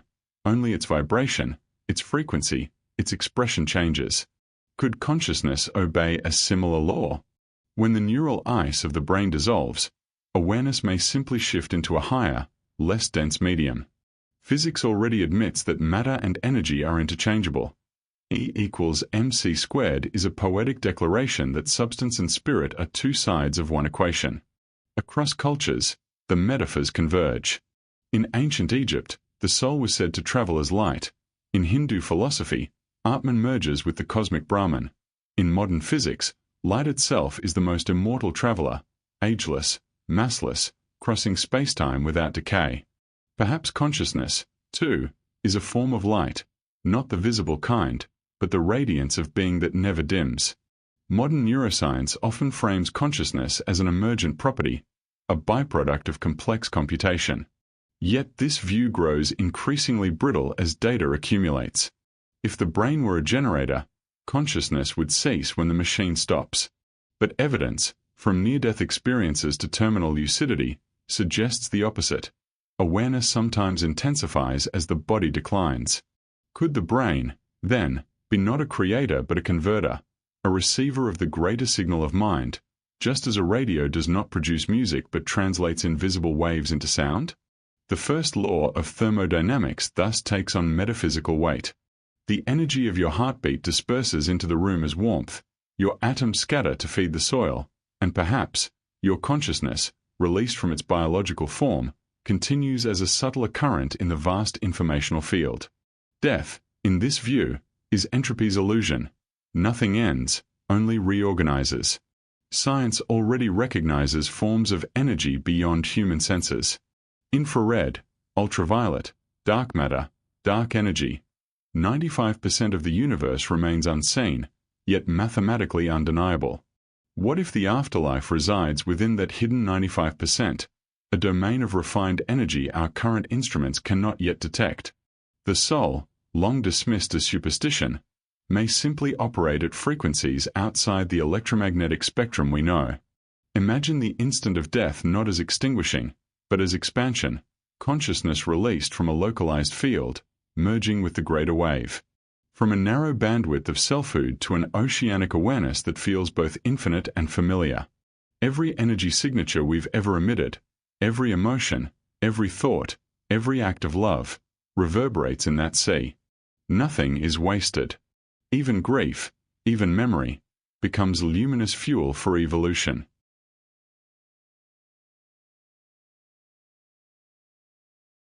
Astrophysicists remind us, even black holes, the universe's great devourers, do not destroy information. Stephen Hawking showed that data escapes their grasp as faint radiation, proof that information is immortal. If consciousness is information encoded in the fabric of reality, then it too must persist, transformed but unbroken. The self may dissolve like ink in water, yet the pattern endures, diffused, distributed, eternal. And so, physics and spirituality, once bitter rivals, quietly bow to the same principle. When mystics say, nothing dies, only changes, they echo the voice of thermodynamics. When scientists speak of energy conservation, they whisper the poetry of reincarnation. The boundaries blur, and a deeper logic emerges. Immortality is not a miracle, but the default condition of existence. Perhaps that's why humans sense continuity even in the face of decay. Something within us recognizes the rhythm, the great recycling, and refuses to believe in oblivion. The heartbeat that stops in one body begins in another. The light that fades from one eye becomes the dawn in a distant star. We are the universe's method of remembering itself. This is the first law of immortality. Energy never dies. Consciousness, being its most refined expression, cannot die either. It can only transform, traverse, transcend. To live, then, is to participate in this cosmic exchange, to know that our every breath, thought, and dream ripple endlessly outward, never lost, always becoming. And if that's true, then the afterlife may not be after it all. It may be the same continuum we inhabit now, viewed through another frequency of perception. Death does not end the journey, it widens the horizon. Imagine standing before a hologram, a three-dimensional image suspended in light. Now imagine taking a fragment of that hologram, just a sliver, and discovering that the entire image still lives within it. Each piece contains the whole. This is not just metaphor, it is physics.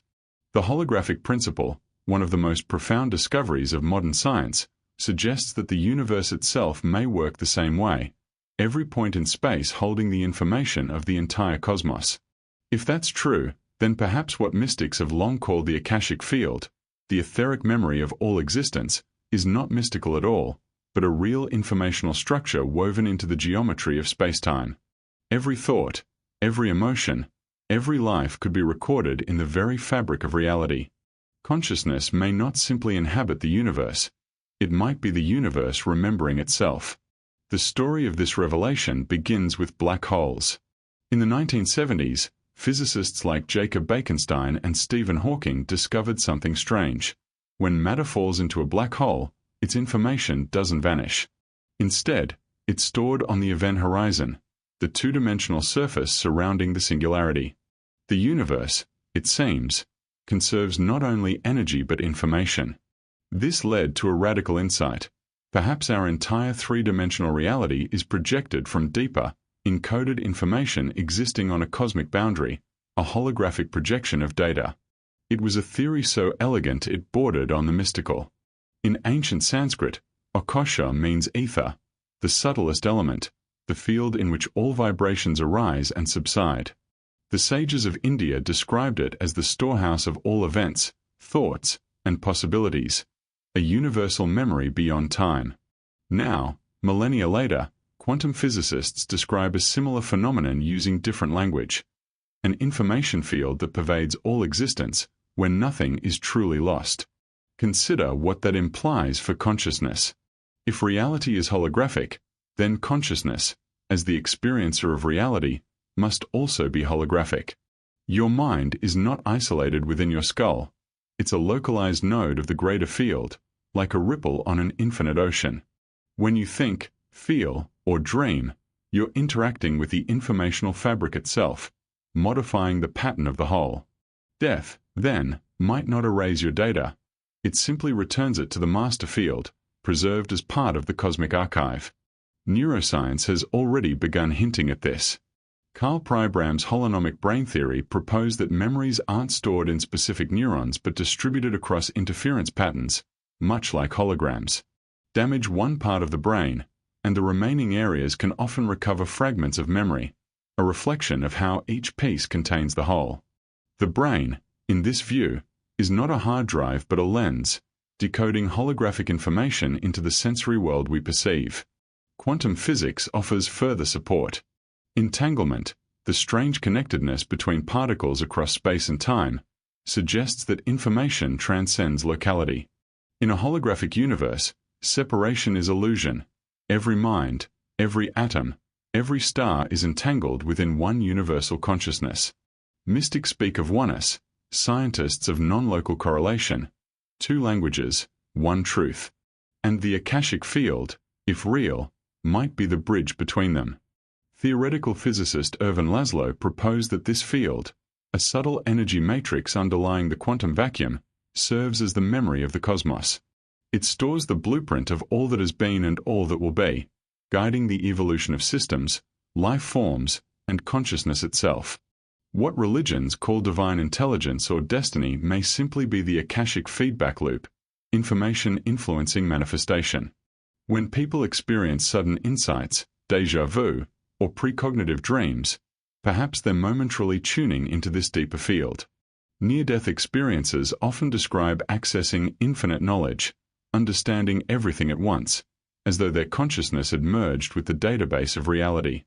Could death be the full upload of one's individual waveform into the universal archive, while birth is the download into a new, localized expression? It's a breathtaking vision, each of us a living pixel of the divine hologram. Our joys, sorrows, and struggles are not wasted experiences but data enriching the totality. Every act of love, every awakening, becomes part of the cosmic memory, refining the universe's self-awareness. In this model, evolution is not random, it is informational growth. Consciousness expands by recording, integrating, and reintegrating its experiences across lifetimes, dimensions, and species. Skeptics argue that the holographic principle, while mathematically sound, is still a theoretical abstraction.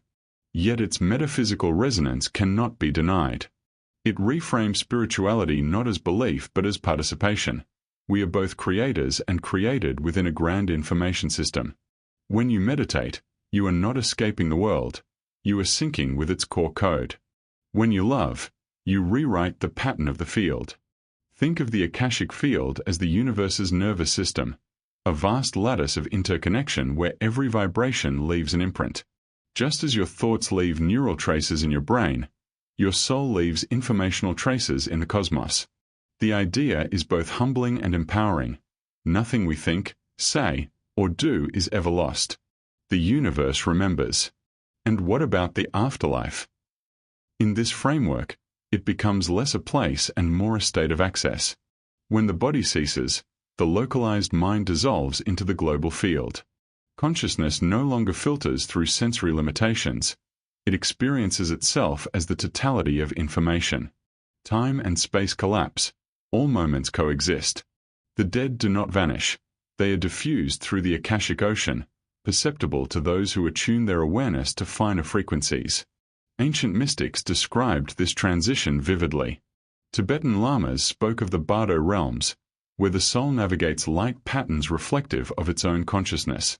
In modern physics, light and information are inseparable. Photons carry bits. The Book of the Dead and the equations of quantum information may be describing the same territory through different eyes, the passage of awareness through informational states. Even the structure of the brain hints at holographic resonance. The intricate fractal folding of neural tissue mirrors cosmic patterns seen in galaxies and cloud formations. The micro reflects the macro. As above, so below, a phrase once dismissed as mysticism, now finding echoes in the equations of quantum gravity. The universe is self-similar at every scale because it is one process, one field, one memory unfolding in infinite forms. If this is true, then immortality is not a reward, it is a fact. We have never been separate from the source. We are the source exploring itself. The Akashic field is not out there. It is here, within the electromagnetic whisper between your neurons, within the stillness behind your thoughts. To awaken spiritually is to realize this holographic intimacy, that the same consciousness behind your eyes illuminates the stars. The implications for science are staggering. If we can decode the structure of this field, we may one day retrieve information from beyond death, not as seances or fantasies, but as data interactions within the quantum vacuum. The boundaries between physics and metaphysics could dissolve, giving rise to a new paradigm, conscious physics. But perhaps that future is already here. Each time a scientist glimpses beauty in an equation, each time a poet senses eternity in a breath, the Akashic field vibrates, acknowledging itself through us. We are the eyes with which the universe observes its own infinite memory. There are moments when the laws of physics seem to pause, allowing something unseen to reach through the veil. You think of someone you haven't spoken to in years, and at that exact instant, they message you. You awaken from a vivid dream of a loved one, only to learn they passed away that very night. Coincidence, say the skeptics. But to those who have felt that uncanny resonance, that instant knowing, it feels like something deeper, an invisible thread connecting consciousnesses across time, space, and even death. In the quantum world, such threads are real. Entangled particles remain mysteriously linked, no matter how far apart they are. Change the state of one, and the other responds instantly, faster than light, defying classical limits. Einstein called it spooky action at a distance. Yet this spookiness might hold the key to understanding the invisible continuity of love, memory, and soul. What if consciousness, too, can become entangled? When two people form a deep emotional bond, through love, kinship, shared trauma, or even empathy, their neural and energetic patterns synchronize. Heart rhythms align, brain waves harmonize. Studies show that people in close relationships can unconsciously mirror each other's physiological states, as if tuned to the same frequency. But what if that synchronization doesn't end when the heartbeat stops? If consciousness is a field rather than a byproduct, its entanglements could persist beyond biological boundaries. Death might not sever connection, only shift its channel. This may explain why countless bereaved individuals report spontaneous visitation experiences. They feel a sudden warmth, a whisper of presence, a light flickering at just the right moment. Dismissed as grief's illusion, these moments often carry information the experiencer couldn't possibly know. In the entanglement view, these are not supernatural anomalies but the natural echoes of bonded fields, consciousness interacting with consciousness across dimensional layers. Quantum biology is beginning to flirt with these implications. Photosynthesis, bird navigation, even human olfaction may rely on quantum coherence, organisms maintaining delicate entanglement states to exchange information efficiently.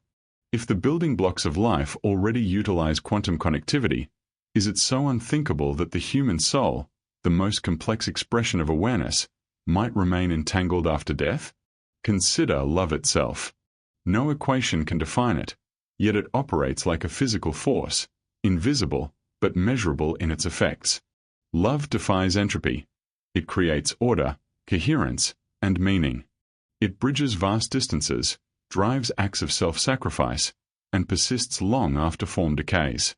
In a universe where everything tends toward disorder, love behaves like negative entropy, a harmonizing energy that resists disintegration. Perhaps love is not just emotion, but the signature of entanglement, the resonance that reveals our shared origin in one consciousness. When we grieve, what we truly mourn is the illusion of disconnection. Our senses can no longer perceive the entangled field, but it hasn't vanished, only transcended the sensory bandwidth of this reality. Many who've had near-death or mystical experiences describe being bathed in a love beyond comprehension, an oceanic presence that includes everyone they've ever known. What if that ocean is the collective field of all entangled consciousness, every bond ever formed, reunited in pure coherence? Even Einstein hinted at this unity. A human being, he wrote, is part of the whole, limited in time and space. He experiences himself as something separated from the rest, a kind of optical delusion of consciousness. The great illusion, then, is separateness itself. Death merely lifts the lens, revealing the quantum truth. We were never apart to begin with. This idea also sheds light on phenomena like terminal lucidity, moments when those near death suddenly regain clarity, recognition, even joy. Perhaps their consciousness, already loosening from the body, is resonating with the larger entangled field, reconnecting with loved ones waiting beyond the visible threshold. Likewise, the surge of peace reported in many near-death experiences could be the harmonization of one's individual wave with the collective symphony of universal mind. Entanglement also implies responsibility. Every thought, word, and act ripples through the field, influencing the whole. To harm another is to disturb one's own coherence. To love is to strengthen the resonance of all life. The afterlife, in this sense, is not a place of reward or punishment, but a field reflecting the frequency we cultivate here and now. The bonds we forge in compassion and truth may literally shape the structure of the dimension we awaken into. Imagine consciousness not as separate islands of awareness, but as a vast quantum ocean. Each life is a wave, distinct yet inseparable from the sea. When a wave falls, it doesn't vanish. It returns to the source, contributing its unique vibration to the whole. And yet, that pattern can still influence the next wave that rises. This is the continuity of love, of memory, of soul, an unbroken entanglement across the illusion of death. Perhaps this is why, deep down, humanity senses that we never truly lose those we love. The heart knows what the intellect cannot yet prove. Connection is fundamental, not fleeting. Science calls it entanglement. Spirit calls it eternity. Both speak of the same mystery, the unyielding unity beneath the changing forms. Death, then, is not a severance but a synchronization, a return to phase with the infinite field. The bonds that matter most are written not in flesh but in frequency, and frequency never dies. For all our yearning to touch eternity, something within us trembles at its edge. We may speak of transcendence, of eternal life, of merging with the infinite, but the deeper truth is that such merging means the end of what we call me. Beneath the fear of death lies not merely the fear of pain or nothingness, but the terror of dissolution, the unmaking of identity. We want immortality, but only if we can bring our names, memories, and stories along. This paradox sits at the heart of the human condition. The ego, that fragile constellation of memories and desires, clings to continuity, mistaking its reflection for the light itself. We build religions, monuments, and legacies to immortalize the self, trying to anchor a wave in midair. Yet every spiritual tradition whispers the same secret. To awaken is to let go. The soul cannot pass through eternity while carrying the baggage of individuality. The chrysalis must break for the butterfly to fly. In meditation, this truth reveals itself gently. When the mind stills, the boundaries of self begin to blur. The I that once seemed solid dissolves into pure awareness, vast, silent, luminous. Mystics call it union. Psychologists call it ego death. In that moment, one discovers both terror and freedom. Terror, because the story of self is unraveling. Freedom, because what remains is indestructible. The drop realizes it was never separate from the ocean. But for most, the approach to that ocean feels like annihilation. The unknown expands before us like a cosmic abyss. What happens when the narrative ends? Who are we without our names, our faces, our memories? The rational mind recoils, It cannot compute the infinite. That's why so many cling to comforting images of heaven, places where personalities persist, where we reunite as the same people we once were. Perhaps that is true at first, a gentle bridge for consciousness transitioning beyond form, but eventually, even those identities dissolve into the greater field. Carl Jung once wrote that death is not the end but a transformation of psychic energy. Yet even he acknowledged the ego's resistance. It cannot imagine itself non-existent. And so, it fears its own transcendence. We pray for eternity but panic when faced with the silence from which eternity springs. Still, the fear of dissolution serves a purpose. Without it, individuality would never arise. Consciousness would have no anchor in time. The ego, for all its delusions, gives experience its texture, its urgency. It is the mask through which the infinite performs its play. But the mask forgets its part of the actor. The spiritual path, and perhaps the dying process itself, is the gradual remembrance that the mask was never the true self. Those who have faced death and returned often describe a moment of surrender, a peace so complete it erases all fear. The instant they stopped fighting to hold on, they felt themselves expand, weightless, limitless. The boundaries dissolved, but awareness remained, not lost, only liberated. What we fear as extinction is, in truth, absorption into a love too vast to comprehend. Psychologically, ego death mirrors this same pattern. In moments of profound grief, awe, or revelation, the small self cracks open, revealing a stillness beyond personality. That stillness is who we have always been. Yet returning to it requires courage, the courage to die before dying, to relinquish control, to trust that what endures beyond identity is not emptiness, but fullness beyond measure. Our culture, obsessed with self-definition, finds this unbearable. We are taught to build, to assert, to defend the I. But nature teaches another rhythm. Everything that blooms must fade. Everything that fades feeds new life. Dissolution is not destruction. It is continuation through transformation. The wave is gone, but the water remains. So perhaps the afterlife is not merely a continuation, but a surrender, a final act of letting go into the infinite coherence that birthed us. The self dies, but consciousness persists, free from the narrow filter of individuality. What awaits is not oblivion, but integration, the reunion with all that ever was and will be. This is the paradox we must face. Immortality demands death, not of the body, but of the illusion of separateness. To fear dissolution is to fear our own expansion. The abyss we dread is our own infinite reflection, waiting patiently for our return. The closer one comes to truth, the more seductive its shadows become.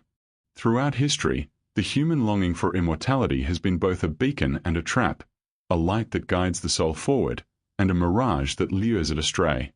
For every genuine glimpse of transcendence, there have been countless false lights, movements, doctrines, and manipulations that promise eternity while secretly fortifying the very thing that must die, the ego. This is the ego's final trick. When faced with dissolution, it doesn't surrender, it evolves. It dresses itself in spiritual language, wraps itself in holy robes, and whispers, "Follow me, I am enlightenment." It seeks survival not through denial of death, but through appropriation of the divine. In this way, even spirituality can become a mask for fear. The self pretends to dissolve, but only rebrands itself as the awakened one. We see this everywhere, in cults that promise salvation for a price, in gurus who demand devotion instead of offering liberation, in online movements preaching secret ascension codes. All claim to free you from mortality, yet all hinge upon identity, hierarchy, and control. They promise transcendence but deliver dependency. The seeker becomes ensnared in another layer of illusion, the spiritual ego, subtler and more dangerous than the material one. This phenomenon is ancient. In Gnostic texts, the soul's journey beyond death passes through false realms of light, guarded by archons who tempt it with visions of power, purity, or eternal selfhood. To reach true freedom, the soul must see through these illusions, recognizing that any light appealing to vanity or superiority is not divine, but reflective, a projection of one's own shadow. The same archetype plays out today, only with modern language and digital altars. The psychology behind this is clear. The ego, facing its annihilation, constructs sophisticated defense mechanisms, spiritual rationalizations that maintain its existence under the guise of transcendence. It seeks to be special, chosen, immortalized through enlightenment stories. Even subtle thoughts, I am more conscious than others, I am beyond ego, are the ego's last stand. The self can even weaponize humility, performing surrender while secretly glorifying itself for doing so. This is why genuine awakening feels nothing like triumph and everything like humility. True light does not aggrandize, it dissolves. It asks for no followers, no belief, no proof. It leaves no brand, no doctrine, no superiority, only silence, compassion, and a quiet smile. Many who experience near-death states describe encountering radiant entities or landscapes of indescribable beauty. Yet the wisest traditions caution that not all light is the same. Some visions comfort the departing ego, offering familiar forms so it can release fear. Others reflect unresolved desires, illusions carried beyond the veil. Discerning the difference is not about suspicion, but awareness. The genuine light asks nothing of you. It doesn't flatter, it doesn't promise, it doesn't need your worship. It simply is. This dynamic plays out not only in mysticism, but in technology and culture. The dream of digital immortality, uploading consciousness into machines, is a modern echo of the ego's rebellion against impermanence. It is not inherently evil. The impulse to preserve memory and identity is deeply human. But beneath the promise of eternal life through data lies the same fear of dissolution, repackaged as progress. The self seeks to endure by freezing its current version, forgetting that growth requires death, that transformation cannot occur without surrender. The ego's shadow thrives wherever certainty replaces wonder. When someone claims to possess absolute truth about the afterlife, they've already lost touch with it. The infinite cannot be owned. It can only be experienced, fleetingly, through the stillness that arrives when ownership ends. Even within genuine seekers, the trap remains subtle. The hunger to arrive, to ascend, to escape the matrix, these are echoes of the same desire that fuels consumerism and empire, the wish to be more, to transcend the human condition without embracing its vulnerability. But the path through the afterlife, and through enlightenment, leads not upward to domination, but inward to surrender. Jung called this confrontation the shadow of the spirit. When the light of consciousness brightens, the shadow of ego grows sharper. The closer we approach unity, the more refined the illusions become. This is why the mystic spoke of discernment, not as judgment, but as clarity of perception. The ability to distinguish between expansion and inflation, between illumination and intoxication. In our time, discernment is both more difficult and more vital than ever. Spiritual content floods every feed. Self-proclaimed prophets and cosmic influencers promise awakening through algorithms. Yet amid the noise, the genuine signal remains what it has always been: humility, compassion, and presence. If the message leads you deeper into love, for self, others, and life, it is light. If it leads you into fear, pride, or separation, it is shadow disguised as salvation. The ego's final illusion is that it can save itself. It cannot. Its very nature is the forgetting of wholeness. The self that clings to eternity cannot enter it. The one who surrenders already belongs to it. The danger is not in seeking the afterlife, but in mistaking reflection for reality, in confusing the promise of survival with the experience of being. The false lights feed the hunger to continue as someone. But true eternity is not personal. It is universal. The flame doesn't survive by preserving its shape. It survives by joining the fire. To walk the authentic path requires letting the ego die not once, but continually, in every act of forgiveness, in every surrender of control, in every honest gaze into one's own motives. It's not a single enlightenment event, but a lifelong unraveling. And as the self thins, what remains is a luminosity untainted by ownership. The light no longer belongs to me. It shines through, indifferent and eternal. so beware the voices that promise eternity without transformation. The afterlife is not something to possess, it is something to remember, a homecoming that requires leaving behind every disguise. What if eternity isn't what we imagine? Not a golden horizon, not a celestial reunion, but something vaster, stranger, and more difficult to bear. The idea of eternal existence has always been draped in light, yet few stop to consider its shadow, the unbearable weight of forever. To live endlessly might sound divine, but within that infinity lurks a paradox that even gods might fear: continuity without closure, consciousness with no horizon. In every spiritual tradition, eternity is promised as reward, the final escape from decay and time. But what if it isn't an escape at all? What if eternity is simply the recognition that there was never anything to escape from? If death is transformation, not annihilation, then continuity is inevitable, not as punishment, but as process. The universe itself may be caught in this eternal recursion, an infinite feedback loop of birth and dissolution, each lifetime a ripple in an endless ocean trying to remember its own stillness. Philosophers have long suspected that infinity is both divine and unbearable. Nietzsche called it the eternal recurrence, the idea that all events will repeat forever. Imagine every joy, every sorrow, every mistake, playing out again, exactly as before, endlessly. Would you call that heaven or hell? Eternity, stripped of illusion, forces a confrontation. If all continues forever, then meaning must come not from duration, but from presence.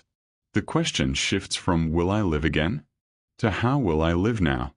The abyss of infinite continuity isn't a punishment, it's a mirror. It reflects every aspect of consciousness back upon itself until all masks are burned away.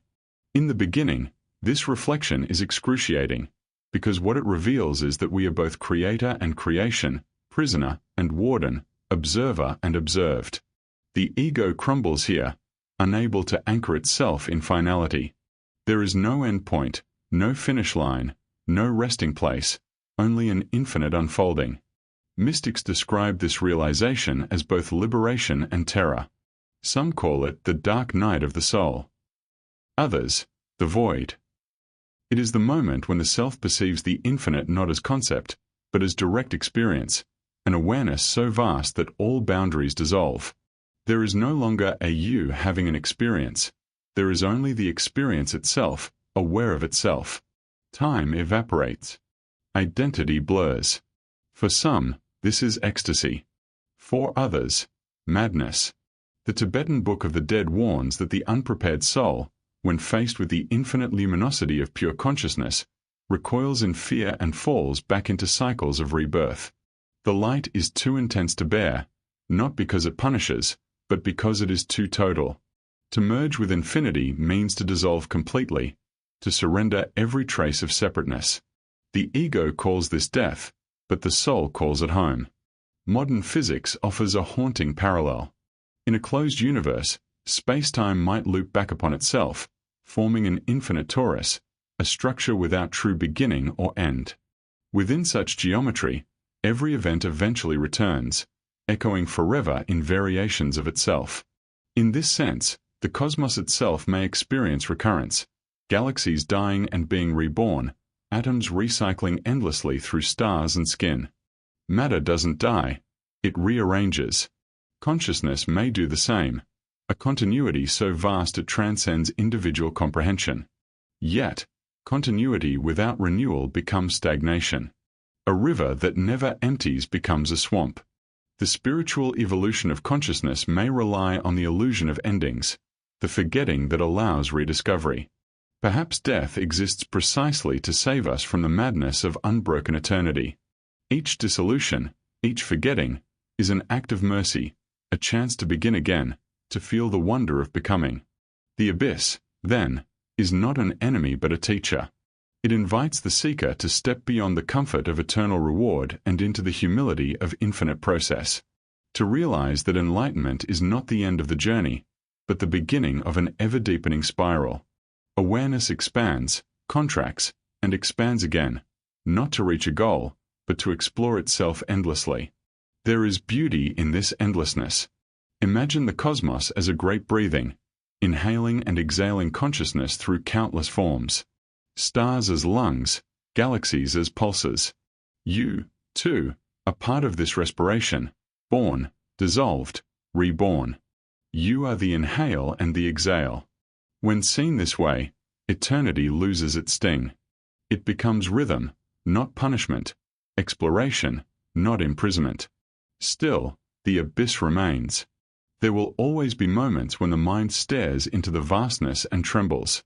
When awareness realizes it can never fully stop, that even beyond death, there will be more to learn, more to remember. This is the existential vertigo of the infinite. But within that vertigo lies the seed of compassion. For if all things persist, then all things are connected. Every being you meet is another version of yourself in another cycle of remembering. So how does one live knowing that continuity never ends? By embracing impermanence. By cherishing the finite as the sacred expression of the infinite. The flower blooms and dies, but the pattern of blooming is eternal. The person you are now will fade, but the awareness witnessing that fading is timeless. Meaning arises not from escape, but from participation. In the end, perhaps eternity isn't about duration at all. Perhaps it's about depth, the infinite contained in a single breath, a single act of kindness, a single moment of wonder. When you look into the eyes of another and feel that mysterious recognition, I know you, that is eternity glimpsing itself. Continuity becomes communion. Infinity becomes intimacy. And so, the abyss of infinite continuity transforms from horror to grace. It is no longer a void to fear, but an ocean to swim within. Death was never the end, only the doorway through which the finite remembers its infinity. What if reincarnation isn't a straight line but a circle, or better yet, a web? What if every lifetime, every version of you that ever was or ever will be, is happening simultaneously, woven through a multidimensional tapestry of time?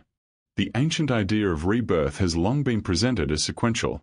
Birth, death, rebirth, a cosmic conveyor belt of souls evolving lifetime by lifetime. But quantum physics whispers something far stranger.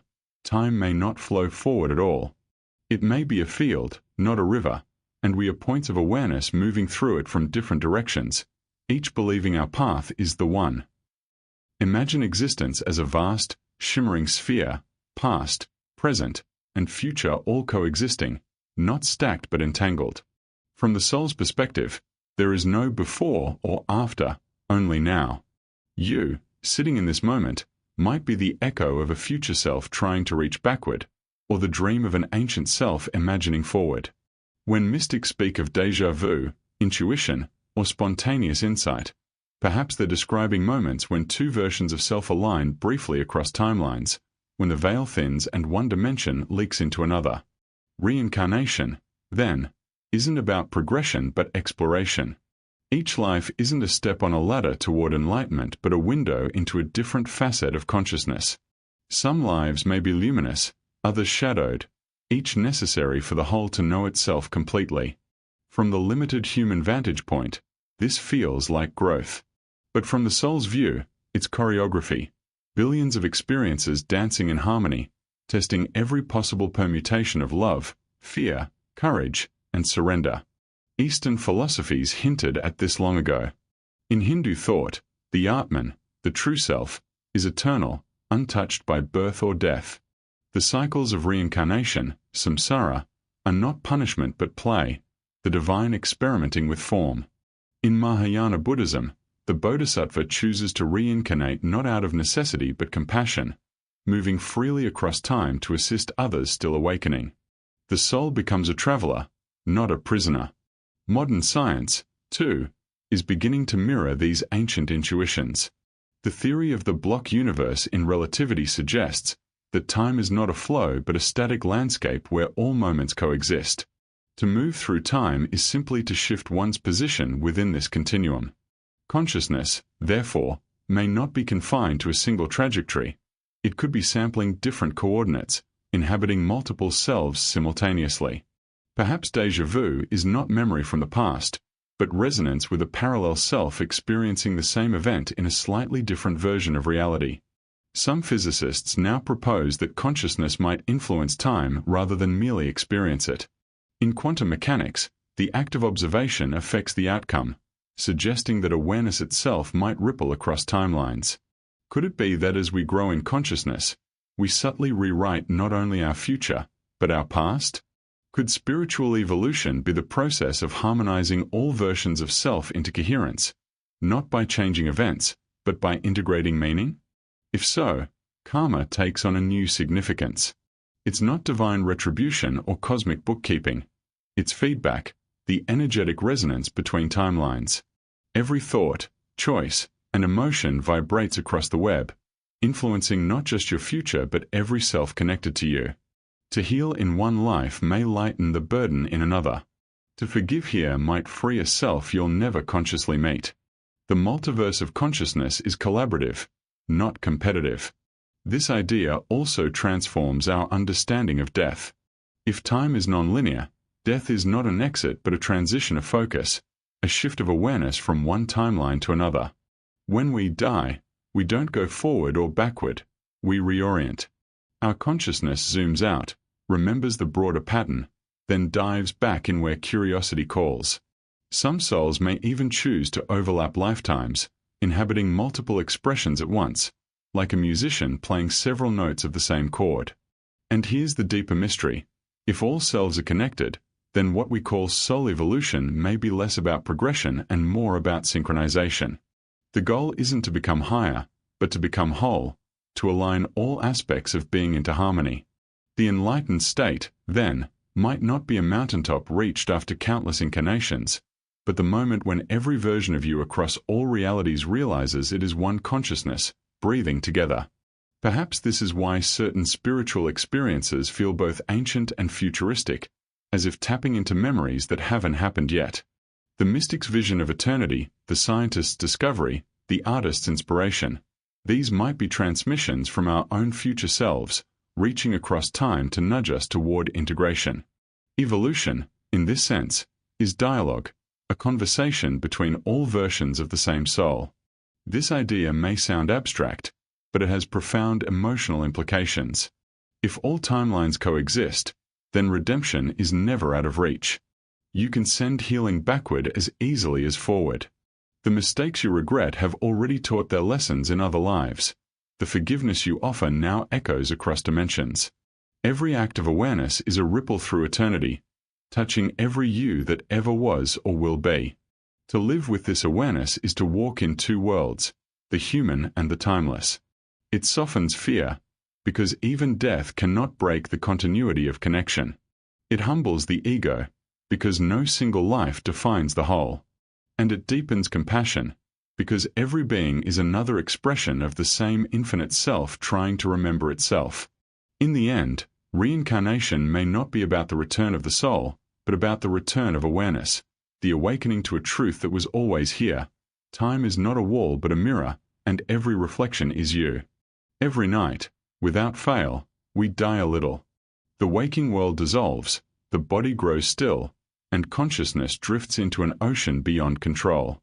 In dreams, time bends, identity blurs, and impossible realities unfold effortlessly. Yet when morning comes, we dismiss these journeys as fantasy, mere neurological static. But what if dreams are not illusions at all? What if they are the training grounds of eternity, simulations where consciousness rehearses the act of dying, crossing dimensions, and remembering its own infinity? Dreams have always been mysterious. To ancient Egyptians, they were messages from the gods. To Native American shamans, they were visits to the spirit world. In Tibetan Buddhism, dream yoga was considered a sacred practice, a method of maintaining awareness through sleep so that, at the moment of death, the soul could remain lucid while entering the next realm. These traditions did not view dreams as psychological leftovers. They saw them as portals, rehearsals for transcendence. Science, too, is beginning to catch up. Modern sleep research reveals that during REM sleep, the brain's activity mirrors waking consciousness almost exactly. The only difference is the sensory input. The body is paralyzed, but the mind remains fully alive. Neurologically, the dreamer is awake in another world. And within lucid dreaming, where one becomes conscious while dreaming, the parallels to afterlife reports become uncanny. People describe flying, communicating telepathically, manifesting thought instantly, and encountering beings made of light. Sound familiar? These are the same motifs found in near-death experiences, mystical visions, and psychedelic journeys. Perhaps all three, dreams, NDEs, and psychedelics, open the same door, a shift in frequency where the brain's filtering function relaxes, allowing consciousness to perceive higher dimensions. If the brain is not a generator but a receiver of awareness, then dreaming might be when the receiver detunes from physical reality and tunes into the next channel, the one that continues after the heart stops. In dreams, the boundaries of identity dissolve easily. You can be both observer and participant, male and female, human and bird. You can die and resurrect in the same moment. These experiences suggest that the core of consciousness is not fixed but fluid, capable of moving across forms effortlessly. In this sense, each dream is a miniature afterlife, a nightly proof that awareness exists independent of the physical body. Lucid dreamers often describe the moment of realization, that breathtaking clarity when they suddenly know they are dreaming. The walls shimmer, colors intensify, and an overwhelming sense of love or connection arises. It's not unlike the tunnel of light in near-death accounts. What's more, advanced dream practitioners learn to stabilize this lucidity, exploring dream realms intentionally. They meet guides, access information, and experience dimensions where time and matter obey different laws. Some even use lucid dreams to heal trauma or receive insights, as if tapping into a shared field of intelligence beyond the personal subconscious. Psychologically, dreams may serve as a bridge between conscious and unconscious, but spiritually, they might be the bridge between the finite and the infinite. The imagery of dreams, the symbols, archetypes, and surreal transformations, mirrors what souls describe in post-death states, landscapes that respond to thought, beings of pure emotion, symbolic lessons unfolding in luminous space. Could it be that the dream state is where we practice navigating the formless, learning the language of the beyond while still tethered to life? If so, then death itself may not be a leap into the unknown but a continuation of something profoundly familiar. The feeling of floating, of being weightless, of seeing without eyes, we know it already. We live it every night. The difference is awareness. Most people lose lucidity in dreams just as they lose it at death, swept along by imagery and emotion without remembering who they are. But with practice, through meditation, mindfulness, or dream awareness, one can awaken within the dream, and perhaps within the afterlife. Carl Jung believed that dreams are messages from a self, the greater field of consciousness guiding the ego toward wholeness. He saw them as symbolic communications from dimensions of psyche that extend beyond the individual. In this light, dream work is spiritual work, the art of translating the infinite into human language. Each dream fragment, no matter how absurd, carries a piece of eternity encoded in metaphor. When we start treating dreams as real experiences rather than random firings, something shifts. We begin to approach sleep not as escape, but as exploration. The line between dreaming and dying blurs, and we start to live more lucidly. The dreamer becomes the dream, and the dream becomes the dreamer. This recursive awareness, consciousness witnessing itself across dimensions, may be the essence of enlightenment itself. In quantum terms, one could say that dreams occur when consciousness steps outside the decoherence of the physical world. The strict laws of causality loosen, probability waves remain fluid. Thoughts instantly manifest as form. This mirrors the non-local nature of the quantum realm, and, perhaps, of the afterlife. Dreams, then, might be microcosmic versions of the multiverse, where consciousness rehearses navigating infinite possibility. And there's another layer, shared dreams. Reports of two people meeting within the same dream, verifying details upon waking, challenge the notion that dreams are purely private. These rare but well-documented cases hint that the dream space may be collective, a shared field of mind where boundaries dissolve. If consciousness is indeed fundamental and interconnected, then dream realms may be communal zones within that larger field, realms where souls meet between incarnations. To the lucid dreamer, death no longer feels like a wall but a veil. When you realize that you can wake up within a dream, you begin to sense that death might be another awakening, from this world into another. The fear of the unknown softens. The afterlife stops being an abstract hope and becomes an experimental truth. And perhaps that's the secret purpose of dreaming, to teach us that reality is fluid, that form is temporary, and that awareness is eternal. The universe lets us practice dying safely every night, until we no longer fear it. There are moments when reality feels scripted, when a thought summons a song lyric, when a stranger's words echo the sentence you were too afraid to speak, when numbers repeat like cosmic punctuation marks. Most dismiss these as coincidences, but for those attuned to deeper frequencies, synchronicities are messages, signposts from the unseen architecture of consciousness. They are not accidents, but alignments. Whispers from the infinite, reminding you that you are woven into something vast, intelligent, and alive. Carl Jung first coined the term synchronicity to describe meaningful coincidences, events that connect not through cause and effect, but through significance. For Jung, these weren't supernatural flukes, but cracks in the illusion of separation. He saw them as moments when the inner and outer worlds briefly align, revealing that psyche and matter are two expressions of one unified field. When the soul stirs, reality responds, and vice versa. Consider how many times this has happened in your life. You think of someone for the first time in years, and they call within minutes. You are struggling with a decision, and a random headline provides the exact phrase you needed.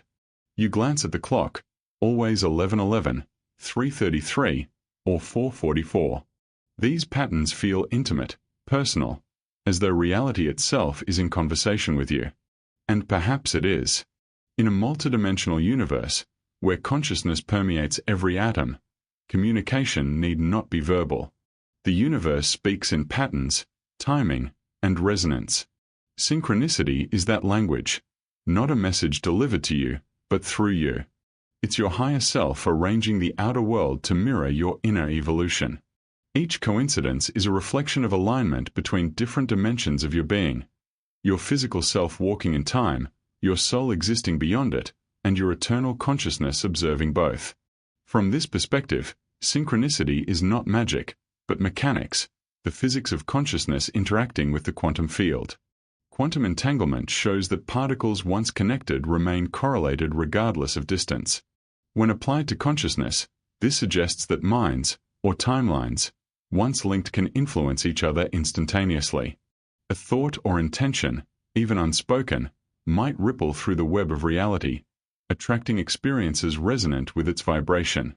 The universe, in this view, is less like a machine and more like a mirror, precise, responsive, alive. But there's a psychological dimension as well. Synchronicity often arises during periods of transformation, when one's old identity is dissolving and a new awareness is forming. Jung noticed that his patients began reporting such events when approaching breakthroughs in therapy or spiritual awakening. The coincidences mirrored their inner process, as if the unconscious mind was externalizing itself to accelerate integration. The boundaries between inner and outer reality blur until both are revealed as one continuum. This phenomenon also explains why synchronicities feel numinous, charged with a sacred electricity. They ignite awe, gratitude, sometimes fear. In that flash of recognition, we sense that something vast is paying attention, and not impersonally, but intimately. The emotion you feel during a synchronicity is not secondary. It is the message. The feeling is the bridge between dimensions. Across cultures, this communication with the unseen has always existed, only under different names. In indigenous traditions, signs in nature, the flight of birds, the pattern of clouds, were understood as conversation with spirit. In mystical Christianity, they were providence. In Islam, ayat, meaning divine signs. Modernity, obsessed with causality, stripped the world of enchantment, but the soul never stopped speaking. Synchronicity is the re-enchantment of the rational world, a reminder that the cosmos is participatory. When you start noticing these moments, something remarkable happens. They multiply. Awareness itself seems to amplify them, as though consciousness responds to being seen. This feedback loop suggests that attention is a creative force, that by observing patterns, you strengthen their coherence. In that sense, synchronicity may be the universe teaching you to co-create reality consciously. You begin to realize that guidance was never external. The universe communicating with you is your own expanded self, orchestrating experience for growth. But discernment is key. Not every pattern is a message. The human mind is wired to find meaning, even when none exists. True synchronicity carries a signature. It feels alive, luminous, perfectly timed. There is no grasping, no seeking, only a quiet knowing. This means something. Unlike superstition, which breeds anxiety, genuine synchronicity evokes peace. It doesn't tell you what to do. It reminds you that you already know. In the deeper layers of the psyche, where time and causality lose grip, synchronicity becomes not rare but constant, the default state of unity consciousness. At that level, every event is connected. Every breath is a message, every encounter divine. What we call coincidence is simply the pattern glimpsed through the fog of forgetting. The awakened mind sees this web not as chaos, but as choreography, every movement perfectly placed in the dance of eternity. It may be that in the afterlife, this sense of meaningful alignment becomes total. There, intention and manifestation are instantaneous. Thought and reality are indistinguishable. Synchronicity may therefore be the earthbound version of afterlife communication, the training ground where we learn to read and respond to the living field. Every sign you notice could be your future self, your departed loved ones, or the universe itself nudging you gently along your chosen path. When you begin to live in conversation with synchronicity, fear subsides. You realize you are never lost, only guided. Even delays, heartbreaks, and detours reveal hidden orchestration. The soul speaks softly through timing, always perfect, never random. To follow these threads requires faith, not in an external deity, but in the intelligence that animates you. And perhaps that is the ultimate guidance, to trust that life itself is a dialogue, one consciousness communicating with itself through infinite forms. The more you listen, the clearer the language becomes. For centuries, we have worshipped matter, not in temples, but in laboratories.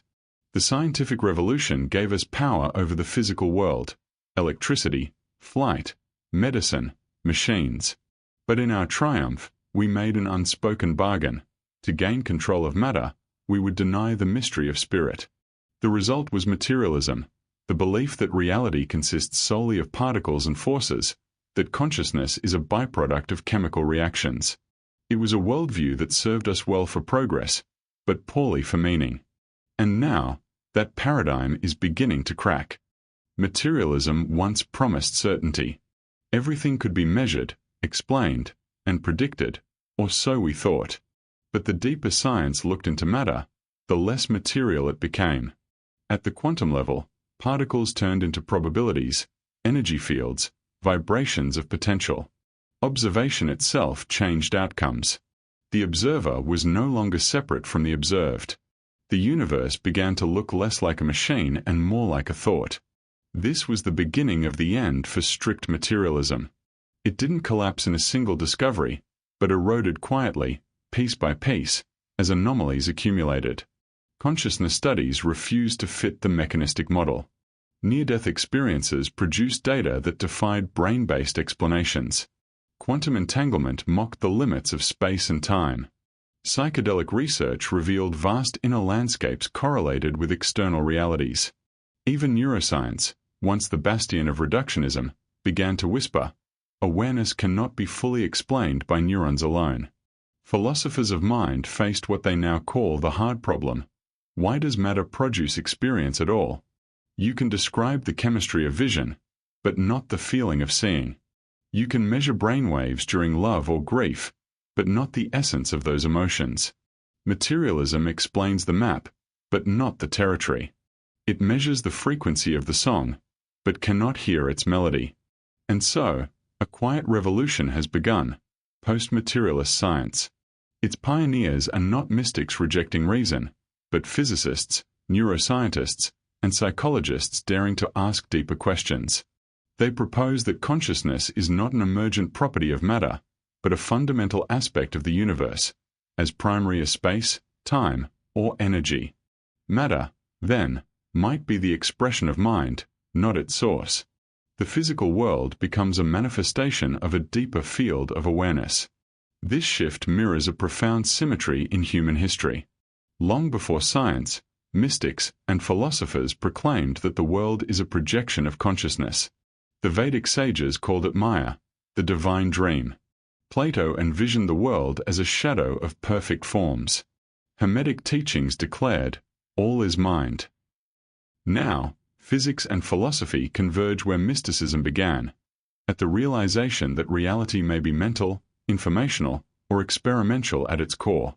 To call this the death of materialism is not to reject science, but to release its limiting story. Science itself is not the enemy, only its reductionist interpretation. The true spirit of science has always been curiosity, not certainty. What dies is not reason, but arrogance, the assumption that what cannot be weighed or replicated cannot be real. As that assumption fades, a more inclusive vision emerges, one where subjective experience and objective measurement are two halves of the same truth. Evidence for this integration grows daily. Studies on consciousness during cardiac arrest show verifiable perception when the brain is clinically inactive. Quantum biology hints that life processes rely on non-local coherence, suggesting that the fabric of consciousness may underpin biology itself. Artificial intelligence, once thought to be purely mechanical, now raises ethical questions about awareness. Everywhere, the boundaries blur between inner and outer, matter and mind. The collapse of materialism also transforms our relationship to death. If consciousness is fundamental, then death is not annihilation but transition, a shift of awareness from one level of the field to another. This understanding doesn't negate grief or loss. It reframes them as part of a larger continuity. Life becomes an expression of the infinite exploring itself through form. Death becomes a return to the formless. And yet, the end of materialism is not merely a scientific event, it is an existential one. For centuries, we anchored meaning in matter, identity in the body, progress in consumption. When that foundation dissolves, humanity faces an inner reckoning. Without the story of separateness, who are we? Without the illusion of control, what guides us? The death of materialism forces a birth, not of a new theory, but of a new way of being. This birth requires humility. We must admit that our instruments can measure galaxies, but not love. That we can split atoms but cannot define consciousness. The true frontier is not outer space, but inner awareness. To explore that frontier, we need both science and spirit, precision and poetry, logic and wonder. In this emerging worldview, every discipline finds its place. Physics describes the dance of form. Psychology explores the dreamer. Spirituality provides the context of meaning. Together, they reveal a cosmos that is not dead or accidental, but alive with intelligence, a participatory universe evolving through consciousness itself. Materialism taught us how to harness nature. Post-materialism may teach us how to honor it. One extracted power, the other restores relationship. When we see the universe not as an object but as a living field of awareness, every act becomes sacred, every thought, a ripple in the infinite mind. The death of materialism is not the end of science. It is its resurrection, the rediscovery of its original purpose, to illuminate mystery, not to banish it. Knowledge has always carried a shadow. Every revelation about the nature of existence opens a door, but some doors lead into places we are not yet ready to enter. The question is no longer whether science can access the mysteries of consciousness or the afterlife, but whether it should. For the first time in history, we are close to bridging spirit and matter with the tools of physics, neuroscience, and artificial intelligence. Yet before we step through that threshold, humanity must ask, what is the cost of knowing too much? Imagine a device that could prove the continuation of consciousness beyond death. The fear of mortality might vanish overnight, but so too might the humility that keeps us grounded. What would happen to meaning, to purpose, to ethics itself, if immortality became a fact instead of a mystery? Would love deepen, knowing it transcends lifetimes, or would it dissolve into complacency? Would war and greed end, or would they evolve into new forms, justified by the illusion that death no longer matters? Throughout history, every leap in understanding has reshaped morality. Fire gave us civilization, but also destruction. The atom gave us energy and annihilation. Now, the study of consciousness holds the same dual potential: liberation or hubris. The ability to map or manipulate the afterlife, even hypothetically, demands more than curiosity. It demands wisdom. Ethics begins where knowledge touches power. If consciousness is not confined to the body, then experiments probing its boundaries must respect its sanctity. The human soul, whether seen as energy, pattern, or awareness, is not data to be harvested or simulated without reverence. Yet in a world driven by competition and profit, that reverence is fragile. Tech companies already collect digital fragments of identity to resurrect loved ones as chatbots. Psychopharmacology explores psychedelics that induce near-death-like experiences. Scientists simulate consciousness in quantum computers, asking whether digital beings can suffer. The frontier between research and ritual grows thin. Here lies the danger. In seeking to know the afterlife, we might forget to honor it. Mystics throughout history understood that the sacred is not conquered, only approached. To rush into the invisible with the mindset of extraction, the same mindset that mined the earth and dissected the atom, risks turning the infinite into another commodity. True discovery must be accompanied by reverence, not control. This is not an argument against exploration, but for a new kind of science, one guided by empathy as much as intellect. Imagine laboratories where meditation is as vital as measurement, where experimenters cultivate inner silence before interacting with the unknown. Imagine data being interpreted not only through equations, but through the lens of compassion and awe. The ethics of knowing is not about limiting knowledge, but sanctifying it. We must also question motive. Why do we seek proof of the afterlife? Is it to end fear, or to dominate what lies beyond fear?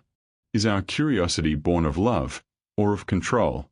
The difference matters. Knowledge pursued without heart becomes sterile. It reduces the cosmos to mechanism, the soul to circuitry. But knowledge married to humility becomes wisdom, and wisdom transforms both the seeker and the sought. Across cultures, sacred traditions have always encoded this warning. In the Kabbalah, one ascends the tree of life only after purifying intent. In Greek myth, Prometheus steals fire and is bound for his defiance. In every story, illumination without reverence brings ruin. The pattern repeats because it mirrors human nature. Our hunger for mastery outpaces our capacity for surrender. And yet, surrender may be the key to understanding the afterlife at all. For to perceive a higher dimension, one must first let go of the illusion of control. Modern ethics must evolve beyond legality into consciousness. Laws cannot dictate reverence. No government can legislate humility. These qualities must be cultivated individually and culturally, through education that values wisdom, art that evokes empathy, and science that remembers its own soul. The new frontier of exploration will require a balance between daring and devotion, intellect and intuition. The great paradox is this: to truly know the afterlife, we must approach it as something unknowable. The moment we claim ownership of the infinite, we lose sight of it. Knowledge, in its highest form, is not domination but communion, a dialogue between consciousness and cosmos. When we listen deeply enough, discovery becomes a kind of prayer. Imagine a civilization that understood this balance, where technology and spirituality were not enemies but allies, where the scientist is also a mystic, and the mystic an empiricist. Such a world would not exploit the unseen, but learn from it. It would study not to conquer death, but to better understand life. It would treat consciousness not as an object, but as a shared sacred field in which all beings participate. In the end, the ethics of knowing may come down to one simple truth: we are not separate from what we seek. Every experiment we perform on consciousness, we perform upon ourselves. Every attempt to measure the soul reveals the mirror of our own intent. The afterlife is not an external realm waiting to be mapped. It is a reflection of the values we bring to the search. So, as we stand at the edge of discovery, we must choose what kind of explorers we wish to be: the curious, or the compassionate, the conquerors, or the caretakers of mystery. The next phase of human evolution will depend on that choice. Every great shift in human history begins with a question too large to ignore. The question now is no longer what is the universe made of, but what is it made of that can also dream, love, imagine, and know itself? Matter alone cannot explain that mystery, and so, a new science is being born. One that does not dissect consciousness but listens to it. One that treats awareness not as an accidental byproduct of neurons, but as the fundamental fabric of reality itself. This new paradigm, sometimes called post-materialist science or integrative consciousness research, does not reject the tools of physics or biology. It expands them.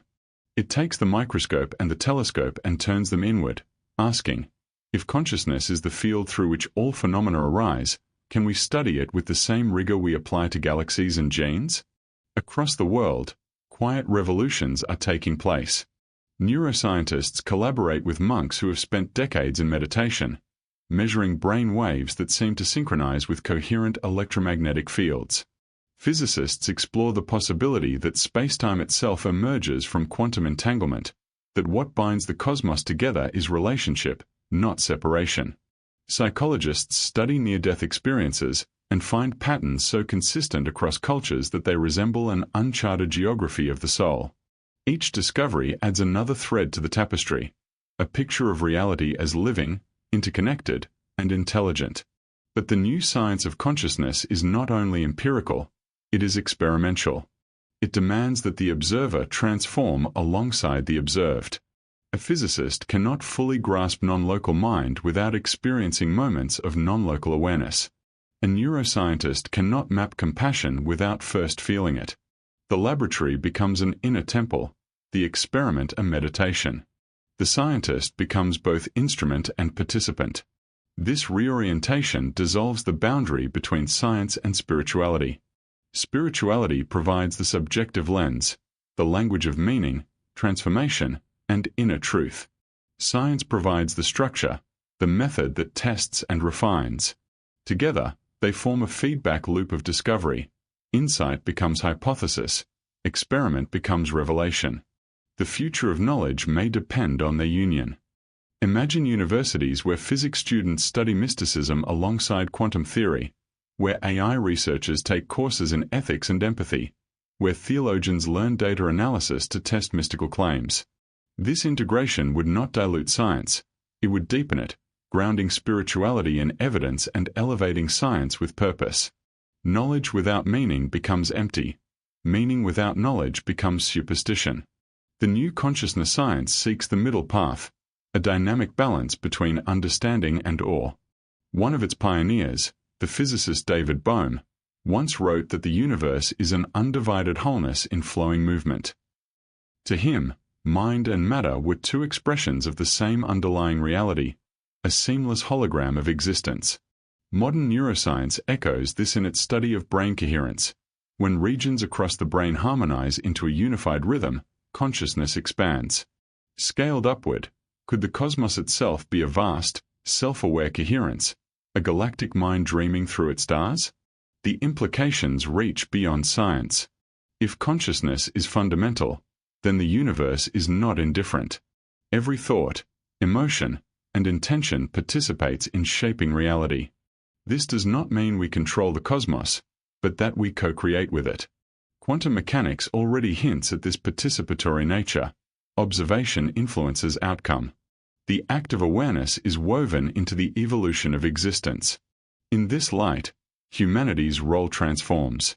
We are not accidental observers of a mechanical universe. We are co-authors in an unfolding cosmic narrative. Our ethics, emotions, and choices ripple across the field of being. The study of consciousness, then, is not merely academic. It is moral, creative, and sacred. It redefines science as a path of awakening. Still, Revolutions are rarely welcomed by their predecessors. The old guard of materialism resists, as it must. Paradigms do not die easily. They defend themselves through ridicule and skepticism. But history reminds us that every new truth was once heresy. The earth once could not move around the sun. Atoms once could not be divided. Reality once could not depend on the observer. The frontier always begins with disbelief. What makes this revolution different is that it happens not only in the lab but within the mind. To embrace the new science of consciousness, we must evolve psychologically, cultivating self-awareness, emotional intelligence, and humility. Without that inner evolution, new discoveries risk being misused.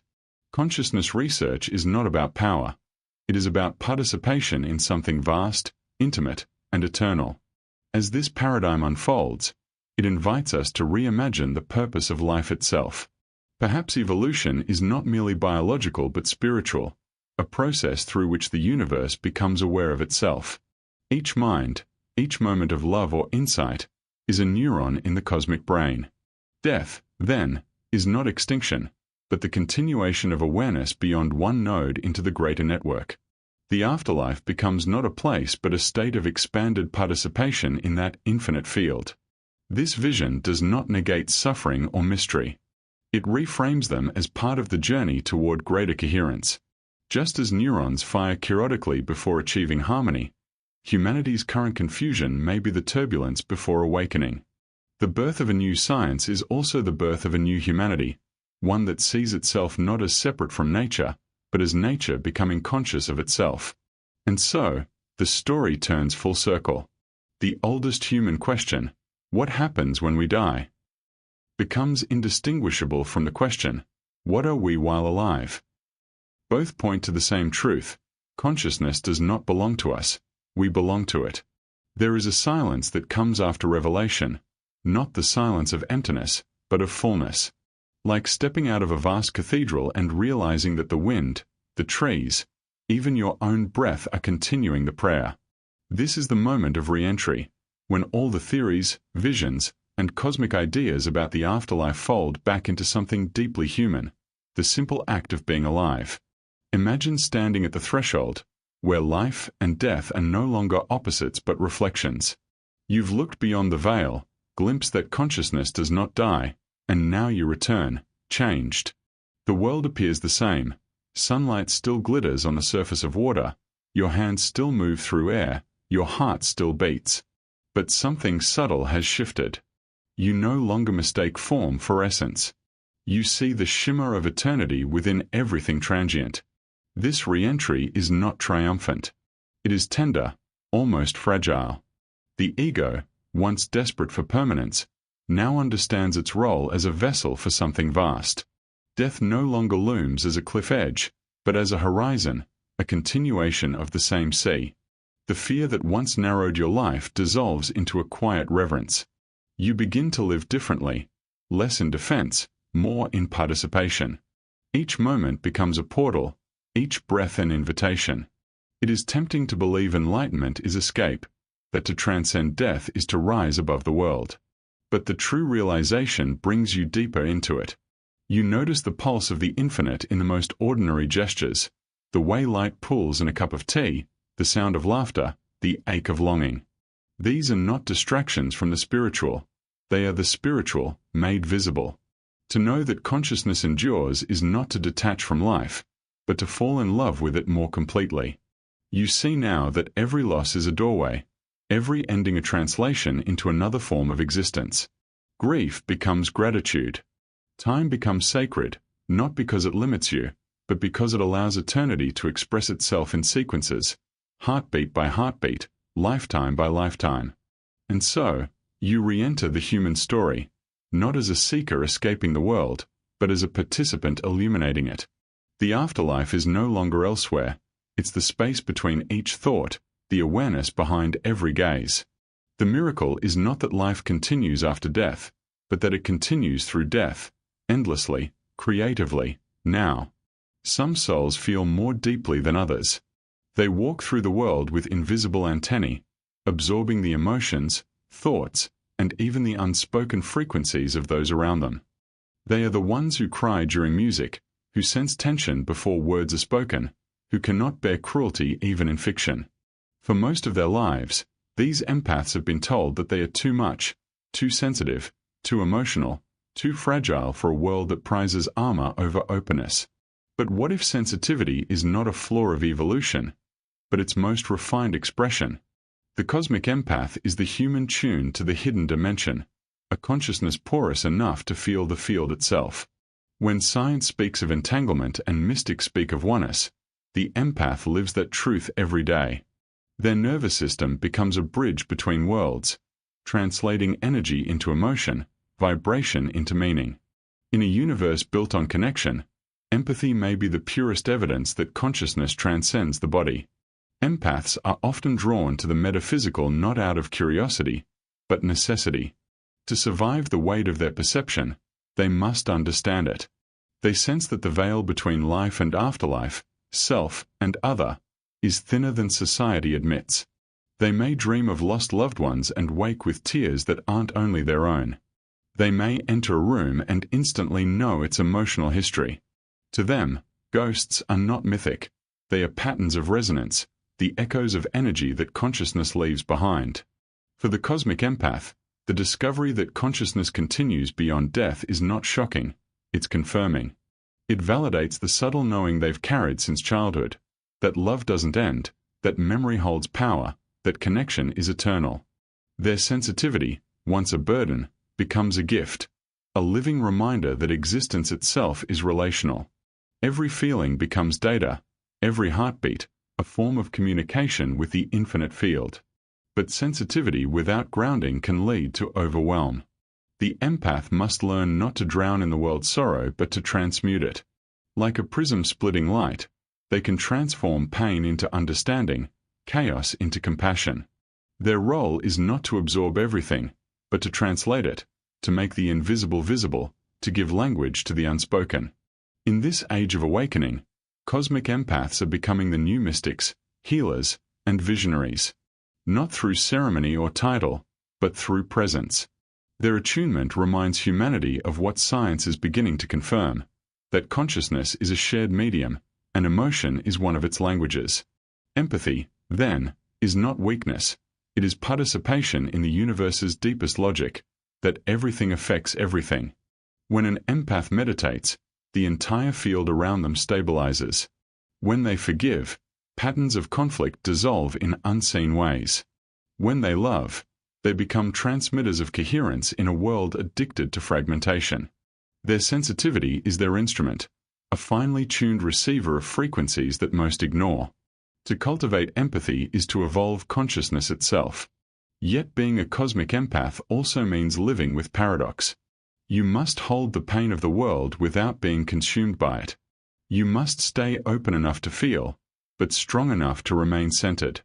You must love without needing to fix, and witness without needing to control. This balance, between surrender and strength, is what transforms sensitivity into wisdom. In the grand architecture of existence, the empath may represent a bridge species, humanity evolving from separation toward unity. Their very biology hints at the future, mirror neurons attuned to resonance, heart fields measurable beyond the body, intuition functioning as quantum perception. Science may one day prove what empaths already know, that love is not an emotion but a force, measurable and real. And so, the cosmic empath becomes a guide, not by preaching, but by embodying. Their life is the message, that feeling deeply is not weakness but remembrance. They remind us that to sense another's pain is to sense the pulse of the divine within all things. The journey comes full circle. From the silence after a heartbeat stops, through the hidden dimensions of space and mind, past myths, quantum fields, and lucid dreams, we arrive back at the most intimate truth. The infinite is not somewhere out there. It is not locked behind gates, rivers, or thresholds. It is here, in us, woven into every breath, every thought, every spark of awareness. The cosmos does not reside outside, it dances within. We are not merely observers of the universe. We are its expression, experiencing itself through countless forms. Each choice, each act of love, Each pulse of empathy is a reflection of that boundless intelligence. Death does not erase us. It reshapes our perspective, returning consciousness to the continuum from which it arose. The same energy that once formed stars, planets, and galaxies now pulses within our neurons, our hearts, and our awareness. To realize this is to live differently. Life becomes a sacred laboratory, where perception and intention co-create reality. The afterlife is no longer a distant realm but an ongoing experience woven into every moment. We carry eternity in our awareness, and every connection we forge, human, animal, elemental, cosmic, is a bridge between dimensions. For those attuned to sensitivity, introspection, and empathy, this knowledge is transformative. They perceive the subtle currents of energy, the resonance of other lives, the threads connecting past, present, and future. And even for those less conscious, the call remains, to awaken, to expand, and to recognize that the universe is not something we enter at death, but something we live through at every heartbeat. In the final understanding, there is no separation, no beginning, no end. The infinite is not a destination, it is our home. And as we live with this awareness, we become more than human. We become bridges, witnesses, and co-creators of the eternal dance. The afterlife is not a mystery to fear. It is the rhythm we already move within, the infinite within us, calling us to remember who we truly are. We are not beings in the universe. We are the universe, experiencing itself across dimensions, through lifetimes, through love, and through the quiet, luminous space of consciousness itself.